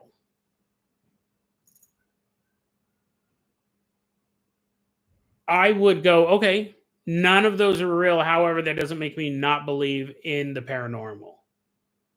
Does that make sense? Like, you can convince me individual things did not happen. You can convince me that this UFO sighting was fake, this UFO sighting was made up, da da da da da. But I don't think you could convince me that none of it is real. And that might sound stubborn. That might sound like you're being strong headed. You're like, Jason, if you can show the evidence of it, right? If you can actually show people that it's not real, but it's the same thing with life after death. If you could prove to me that there was no life after death, I don't think you could. I don't. But if you could prove that to me, I think I would still go, yeah, but I still think it. Like, that actually might make me sound like an idiot, but I'm being honest. I don't think that it is. I don't think you could prove it to me. Or if you could prove things to me, I don't think that would make me not believe in any of it. Not believe in any of it at all. Shrew Man, thanks for swinging on by. Now I feel like I'm zoning out. Shrew Man, thanks for swinging on by. Happy Thanksgiving. Getting a little dab going on. Let's take a look here. The Green Man. I knew if I scrolled down long enough, I would get to someone knowing what I was talking about with the green guy floating around. Definitely, I knew that would pop up. Let's see here. I Live in Your Walls asks, have you watched The Holy Mountain? Most of it. That's this really weird movie. It was enjoyable, actually. I think about, there's this one scene. You go, what's The Holy Mountain? I can't even describe it to you. I guess it's the story about like a Messiah figure. I think it's Brazilian, but I could be wrong on that.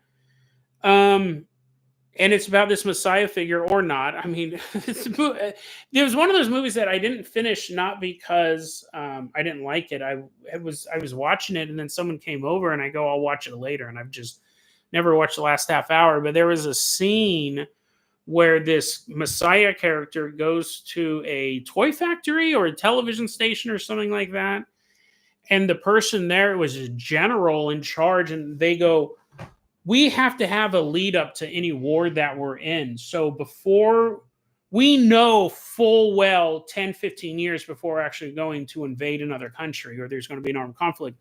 So we start the television, like the kids shows and the toy productions early on.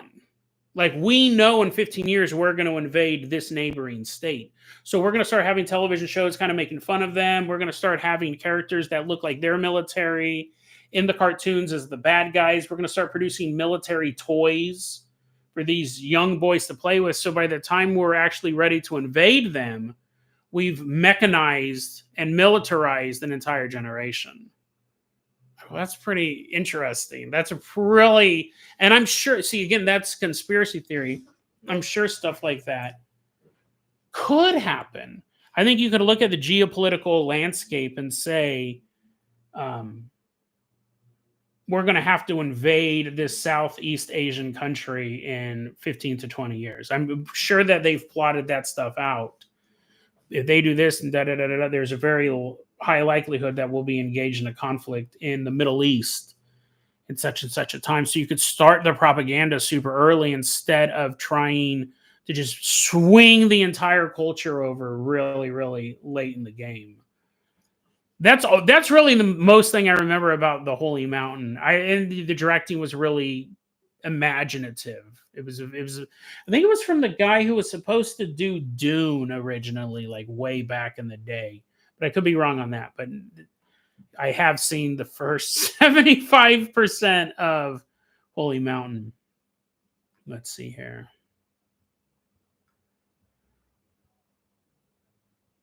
People are talking about curlers in my beer.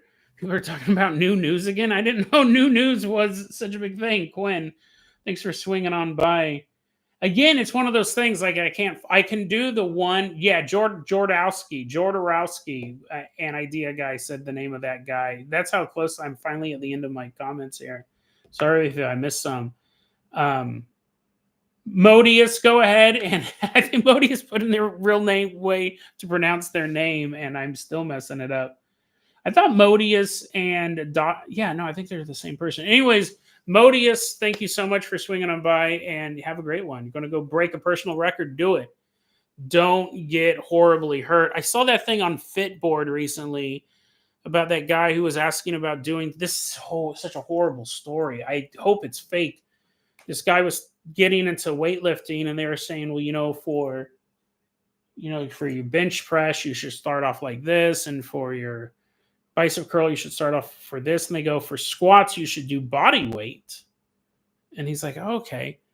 And he was asking about it on Fit, and people kept saying over and over again, for your squats, if you're just starting out. Rudy, have a great night. Thank you for swinging on by. Really, really appreciate it. You should do your body weight squats. So this guy apparently went to a gym and he weighed 180 pounds. So he put 180 pounds on the squat bar and basically crippled himself. When he lifted it up off the rack, he had 100. He never squatted before. I'm sure he did when he was reaching out to pick something up, but the 180 pounds just came right down. He goes, the next thing I knew, I was in the hospital, and I jacked up both my legs and my stomach's all tore up. And he said, you guys, I can't believe I trusted you guys in the first place. You guys said to do body weight squats.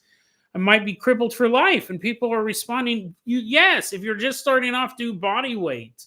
He's like, I did do body weight. I ended up in the ER. You guys are morons. And it took the Fitboard a moment or two to realize that when you say do a bodyweight squat, that means no weight at all. You just squat with your own body. And he thought that meant you take how much you weigh, put it on the bar, and try doing a squat like that, which would blow your back out. I mean, I'm surprised he's not dead. If the story's true, and they were arguing back and forth about what body weight meant, and they're like, oh no, this guy actually threw all that weight on there.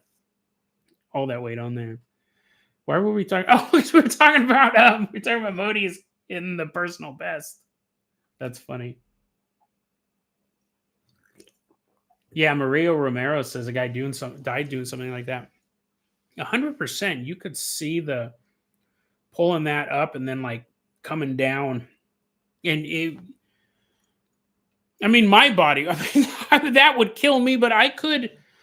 It's funny because if you can do a bodyweight squat, you figure you can just lift that weight. He was kind of lifting the double of it, and it was coming down. There was a comment up here too, just for disclosure. I will. Where did it go? I'm sure it's the question everyone's been wondering. Boy, hush! Are those chains 24 karat gold? No, it's not fake gold. It's not 24 karat gold. I said this was my midlife crisis buying these chains. I'm not going broke over them. I did finally get. I think I'm done. I don't know if I'm going to get any more. I think I might save up and put some money on a watch or something like that. But I don't think they're 24 karat. I think if it's 24 karat gold, isn't that too soft? You can eat through it and stuff like that. That's why hillbillies, old pioneers, were biting on gold. Jonathan Douglas says the last Solar Plexus Clown Glider episode reminded me of the concept of Gnostic archons. If you're not familiar, what's so funny is that if you listen to that old solar plexus clown glider episode, we do talk about archons in that episode, like that as a, because using like that would be the term you would have to use for something like a solar plexus clown glider. It's not a demon, and I think in that episode I might have used that term once or twice. But yeah, I think it would be classified as an archon as opposed to like a demon or a ghost. But I can look more into that as well, because that would be interesting if there was even more connections. Yeah, I really like that episode. You had a bunch of people come out and talk about the idea of like the serpent myths. Like when I first saw it, I just figured that it might be that it was just took that form for whatever reason. But now that we have another viewing, another sighting of a snake-like entity with the flared head, I think that might be what they actually look like in a way.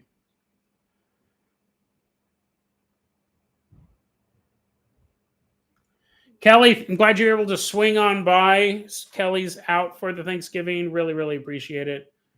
Really, really appreciate it. Own the Monkey says, we were talking about the weightlifting, the guy who exclusively drank a gallon of milk a day without understanding. That is the thing, the go mad, you drink a gallon of milk a day. But I thought it was you just drank the milk. Yeah, I didn't know you had to eat too. I thought I guess if you're trying to put on weight, you'd want to eat. But and I guess you don't think you're not supposed to drink it in one sitting either. That would make you totally sick. Leo asks, out of curiosity, have you ever run into a story that you know there's information you can gather, but would need to fill out a Freedom of Information request or something like that? There are stories that I feel, the push and pull of a daily podcast. I think it's, because I know a lot of YouTubers do this, you put out episodes when you're done. So you may go 3 months without an episode, may go a month without an episode, whatever it is, because you're compiling everything. You got to find the story, do all the research. Oh, excuse me. I think that there are stories that I could spend more time researching. And by that, I mean making phone calls. And it's funny because there are stories where there's a question mark at certain points. And I think question marks could be resolved by me emailing the people involved in the story. I don't do that usually. And I don't really have a good answer as to why. I kind of pick and choose. There have been stories where I have emailed people, actually. But that's one thing. Contacting them personally. I guess the reason, again, it can depend on different reasons, but I think the reason why don't I contact them personally? Sometimes I'll think this was a tragic story. Sometimes they may not want to be reminded of it, but a lot of times I don't reach out to the person involved in the story.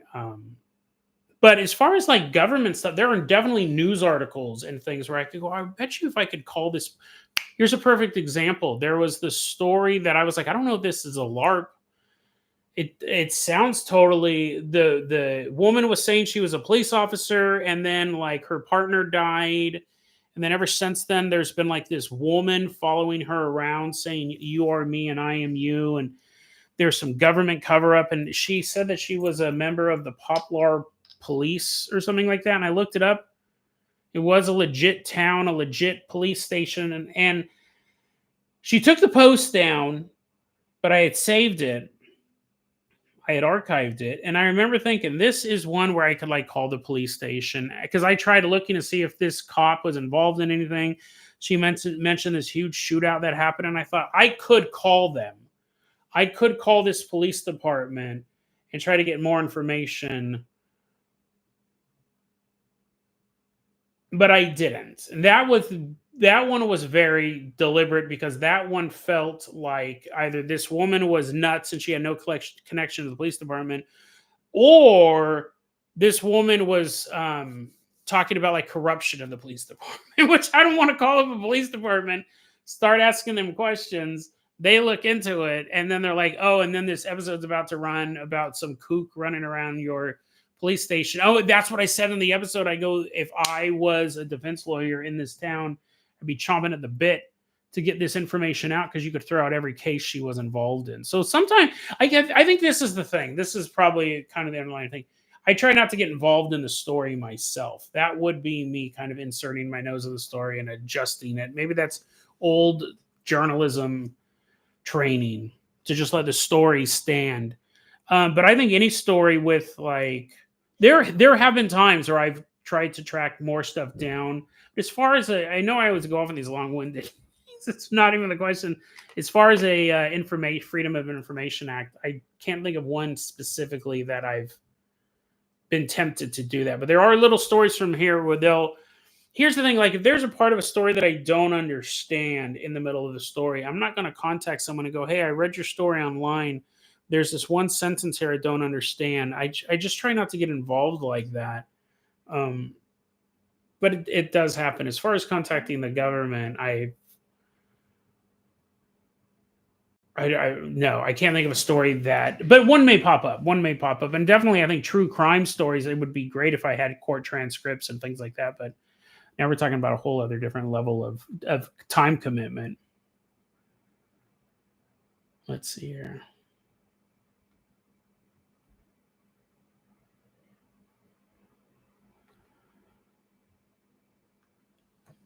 The Fit story, Brad Thunderpants was saying the Fit story about the weights reminds them about a time on the outdoors board, which is another one, where if someone picks up a mushroom or something and says, "Is this edible?" Other people will say, "Yeah, that's edible. You can eat it." Which, it's one of those things. I mean, obviously that can kill somebody. It's one of those things like the old internet meme where someone has a problem with their computer and they ask the wrong person. They go, "Oh, just delete, what is it? File 32 or Windows 32 or whatever," and it ends up crashing the whole computer. I mean, there was that story about if you want to make a spoon, super shiny, what you do, like you take a kitchen spoon, if you want to make it look like a rainbow, you have to get an oven mitt and you hold the spoon over a fire until it starts to get like incredibly hot. Yeah, System 32 is the internet thing. You hold the spoon over the fire until it gets super hot. You get it super hot, and then you start running the sink with the coldest water possible, and you stick the spoon underneath the faucet, and it turns into rainbow colors. Now, that's not what happens. If you apparently do this, heat it up, and then try to cool it off, it will have a catastrophic result. Well, this was a meme. This was an image that was put up online, and some kid did it, and apparently it blew apart, and he got his eyeballs cut out, his shrapnel. This 12-year-old kid's blind because he followed a meme. And then, yeah, Photogenic Hunt 42. That was the other one I was going to talk about. There's one on how to make crystals, and it was like you put in these two chemicals, it actually will create nerve gas, create mustard gas. I think it was like, what is it, bleach and chloride or whatever, ammonia, bleach and ammonia. And they're like, pour these in and then put your face right over it to watch the crystals grow, and it would kill you on the spot. And what's interesting, and I ran out of time on last night's episode to talk about this. I wanted to go off on this other tangent about, I think that we look at movies that inspire people to kill. And, the Bug movie, I think, might have been something more sinister, but I'm sure that there are a lot of people who are horribly, if you put out a meme, right? You put out a meme on the internet. Let's say that 300,000 people see it. If 1% of them do it, if 1% of them goes, "Oh, I like a rainbow spoon. That seems pretty easy. I can make a rainbow spoon." Most people are going to look at it and will be like, "What? That sounds dumb," or "I don't believe stuff on the internet. I'm not going to go in and do that." But I imagine if there were 3,000 spoons exploding over the image has been out for years. The same thing with those crystals. I'm sure people did this. And at a certain point, somebody does it and they just die. Is it going to be in the news? Like this kid, if this story's true about the kid blowing his eyeballs apart, it might have made the local news. It wouldn't have been floating around the internet. And it's possible that only one person did that out of everyone who ever saw the meme of the spoons. Only one person did it and their eyes blew up. It's possible that other people did it and they it wasn't such a drastic injury. But even that kid who got his eyes ripped out, that wasn't in the news. It was a friend saying that happened to a friend of mine. And you wonder like how many people may have died doing dumb stuff. And it really, I was kind of talking about. I'm gonna have to go, and I'm gonna have to go in a minute. I'm starting to lose it. Um, I think that there was probably a lot of murders that were inspired by Nightmare on Elm Street, Halloween, Friday the 13th, and I've always wondered why there weren't more. And I that's one of those things. Like I'm sure there were. I'm sure there were. I'm sure in these small towns there was some kid who watched Halloween 50 times and then one day took a knife and started stabbing his baby sister. Maybe he killed her, maybe he didn't. And I'm sure everyone knew he was the Halloween kid. They called him Michael Myers at his middle school, and everyone knew, and he wore the same shirt. But there's a vested interest in that story not getting out. There's money behind squashing that story. I always thought it was super weird that guy who walked into the Dark Knight Rises and shot up the movie theater, killed all those people. How do we remember that? What is that called? We call it the Aurora Theater shooting, which, it's tragic, but I think that they could have called it the Batman shooting or the Dark Knight Rises shooting. You can never make a movie or a miniseries or a docudrama about that case because it involves one of the biggest movie studios in the country. And they're not going to let you call it the Batman murders, which is far more of like an evocative name, right? The Joker killings. They're not going to let you do that. Warner Bros. No. You're not going to call it that. The Matrix came out weeks before Columbine. And I remember thinking at the time, I was like, dude, they're blaming Marilyn Manson for all this stuff. Why in the world are they not talking about the Matrix? Like, the scene in that movie just happened in real life. No. We'll blame it on Marilyn Manson. We'll blame it on this record company. But no. Not this big film. Which is funny now, think about it. Warner Brothers did that one as well. No. It's not connected to Matrix. Now, even if you type in Matrix Columbine, I mean, literally weeks apart, Matrix Columbine connected. There's not a single mention on the Wikipedia page for the Columbine massacre. There's not a single mention of the word the Matrix. I did all this research last night. I didn't include it in the episode. Not a single mention of the word Matrix in the Columbine. Multiple references to Marilyn Manson. And you look and they go, no, they never saw the Matrix. We know they never saw the Matrix. Really? No, the biggest movie in America at the time, never saw it. People in trench coats walking around with machine guns, just blowing people. They didn't see it. That's what you're telling me? They never saw the Matrix. Everybody saw the Matrix. They reenacted it. Well, they were wearing trench coats way before the Matrix. Matrix didn't inspire them. They had bought the guns away. I don't think it was the final push, but I definitely think that you cannot tell me they did not see that movie and think, wow, that looks cool. It could have been the final push. It could have been something they had been planning for, but it's way too big of a coincidence.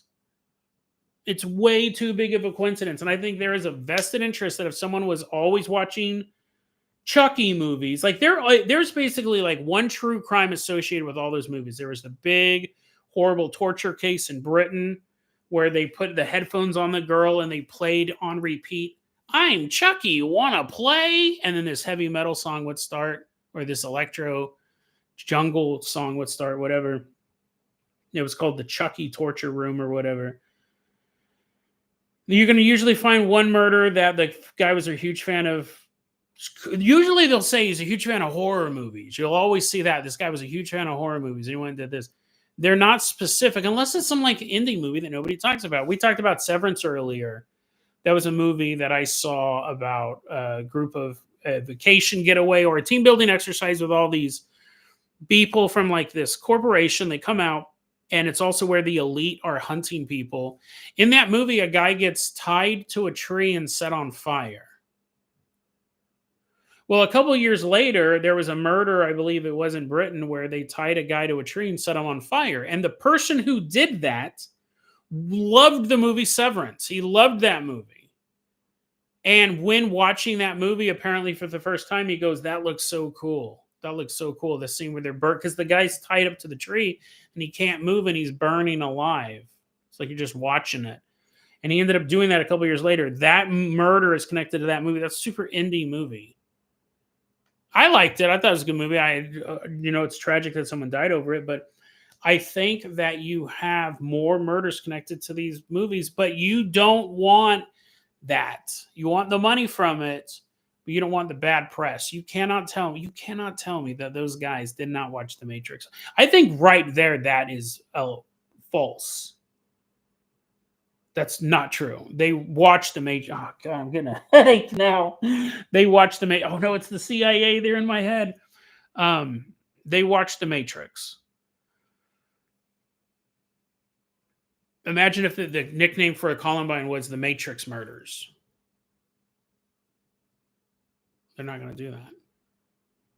They're not going to do that. The money is always going to.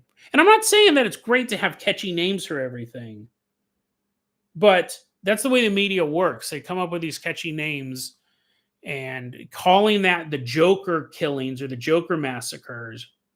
I mean, like, that's just the title of books. That's just in it's a horrific tragedy, but these media outlets, they'll always exploit these tragedies unless it involves one of them, one of their big companies, and then, oh, we didn't have anything to do with it. Super weird, isn't it? Why am I even talking about? Oh, because we were talking about the memes, and I'm saying there's probably more people out there who have been killed because of horror movies. And I love horror movies. I'm not saying that. I think it's a very, very small amount of the overall murders in the world or in America. But I think it's more than just one person watched Halloween and went and stabbed someone. I'm sure if you looked into when you read these articles and they go, he was a big fan of horror movies, they never mention which ones. They never mention that, yeah, he watched Scream 80 times. And they watched it the night before the murder. Brad. Now people are like, Sephora, Ari, thanks for swinging on by. Happy Thanksgiving. Brad, have a great one. See you guys later.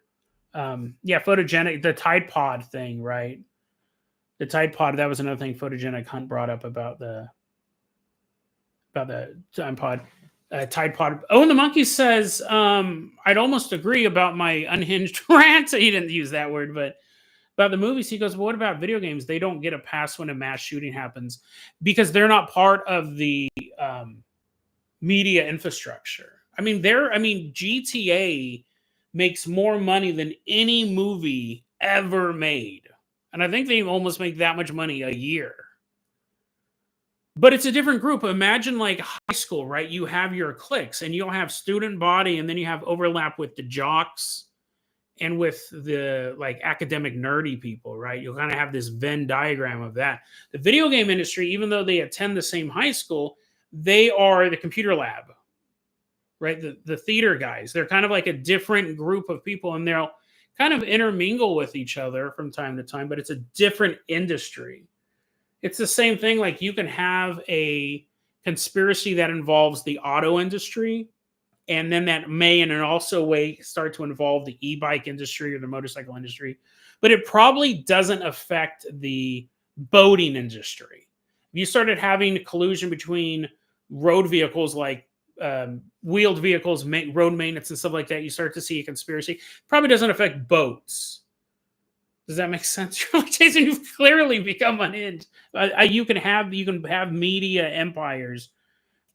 They're technically media empires, but they're actually having some of them have more are more networked. So that's the reason why you don't see it as much anymore. But in the 60s, 70s, 80s, the media had no problem dumping everything on comic books because that was just a thing for kids, even though they eventually grew to being these huge gargantuan industries, and now they're bought by Warner Brothers and Disney, but you just dump all that stuff on them. Let's take a look here. Alonzo Hayes, I've been a huge fan of your podcast since the Book of Valis gave you a shout out. Book of Valis? Was that might be another channel. What do you think of the Perestroika deception, the conspiracy that says the conspiracy that says the USSR is somehow still around? That wouldn't surprise me. I think that when you would have, I mean, the Soviet Union fell in my lifetime, probably a lot of your lifetimes as well. Of course, I mean, Putin is old KGB. You would still have all those powers, just like I was talking about in the beginning. The guy working in the office for 40 years knows more and has more connections than the guy who just got elected for 4 years. Like that's just the way that it is. And the Soviet Union, when it collapsed, you still had bureaucrats who they weren't like, well, I guess I'm a farmer now. I lost my job in the government, and the government is dissolved. No, these people wheeled and dealed, and some of them became very, very wealthy oil oligarchs and things like that. It wouldn't surprise me if it just wasn't a name change, a new sign on the door. And I think you could probably see that with a lot of.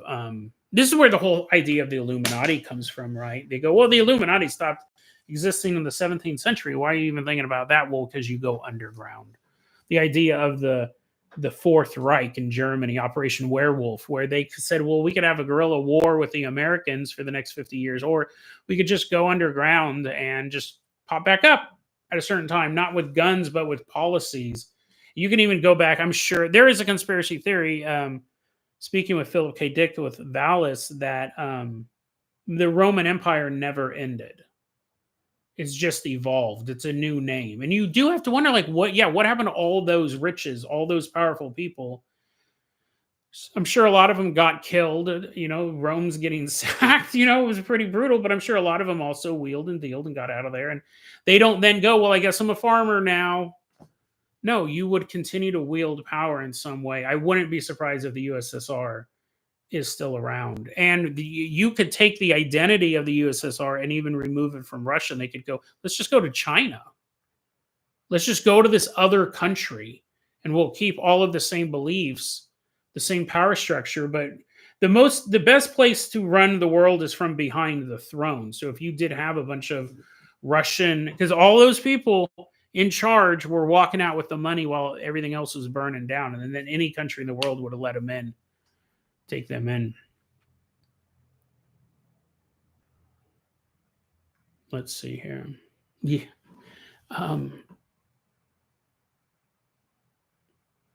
Photogenic Hunt. I've never heard of that story. Photogenic Hunt says, remind me of that story you did. Wait, I did this one? About the guy who repeatedly watched the movie at the theater with some girl getting murdered and was caught masturbating, and then he recreated the crime? What? Well, I mean, that does sound like something insane I would cover, but I don't remember that story. I mean, again, we're like at 1,100 episodes. Let's take a look here. Valazor says, aren't the new Scream movies about that? Kind of. Man, I really like Scream 6, but Scream 7 was a lot like that. The guy had a museum, or the killers, I don't want to give it away, but there's always more than one killer. They had a museum of Scream memorabilia from the different murders, because there's the real life murders in the movies. Then there's also the Stab franchise in Scream. But anyways, it was a terrible movie, so I don't worry too much about it. Yeah, Maria Romero, I heard of the Chucky murder. I didn't know that they actually killed her. I mean, off the top of my head, I wasn't for sure. But yeah, that they were just brainwashed, just basically torturing her with Chucky music and then physically torturing her as well. I'm gonna have to pack up and head out soon. But let's take a look here. We'll maybe finish up with this. Guys, this has been really, really awesome. I always at the end of the live streams, I start to kind of lose it, but it's been awesome. Brad Thunderpants. Oh, Jason, just remembered a good question. How did you quit chewing tobacco? I'm working on it too right now. Well, I quit by, that sounds very pompous of me. I quit by moving to the lozenges. And then what happened is what I realized is I had a problem with just wanting to put stuff into my mouth. Right. That's really what it came. I'm looking for something. You're like, I don't know, what's Jason grabbing? So that was a thing. And that kind of makes sense, right? Obviously, because I'm heavyweight, overweight and everything like that. One of the things, this looks pretty beat up, but I would have this. This is fake chew. This particular type is called back off. So it's fake pouches, but they make fake people are like, this how you're ending it? Well, it's good advice.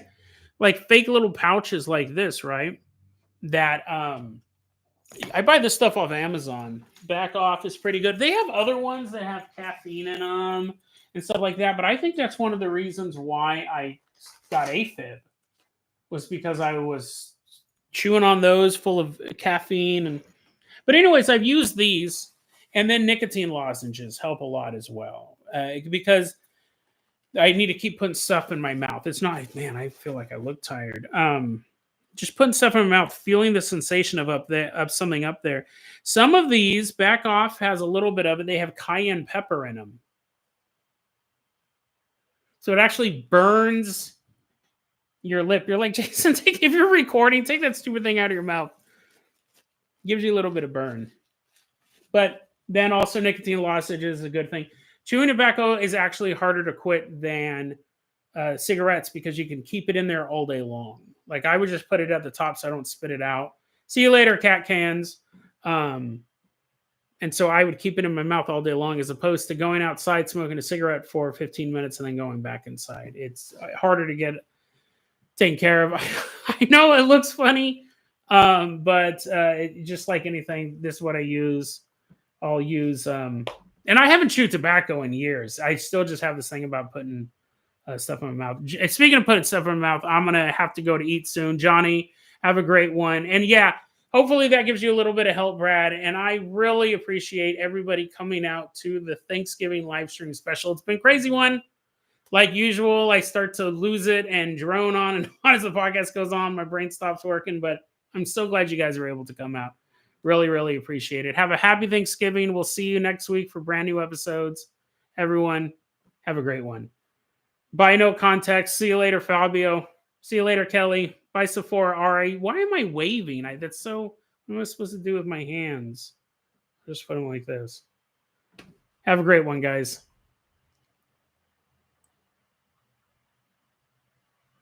Bye, photogenic hunt. Bye, an idea guy. I think.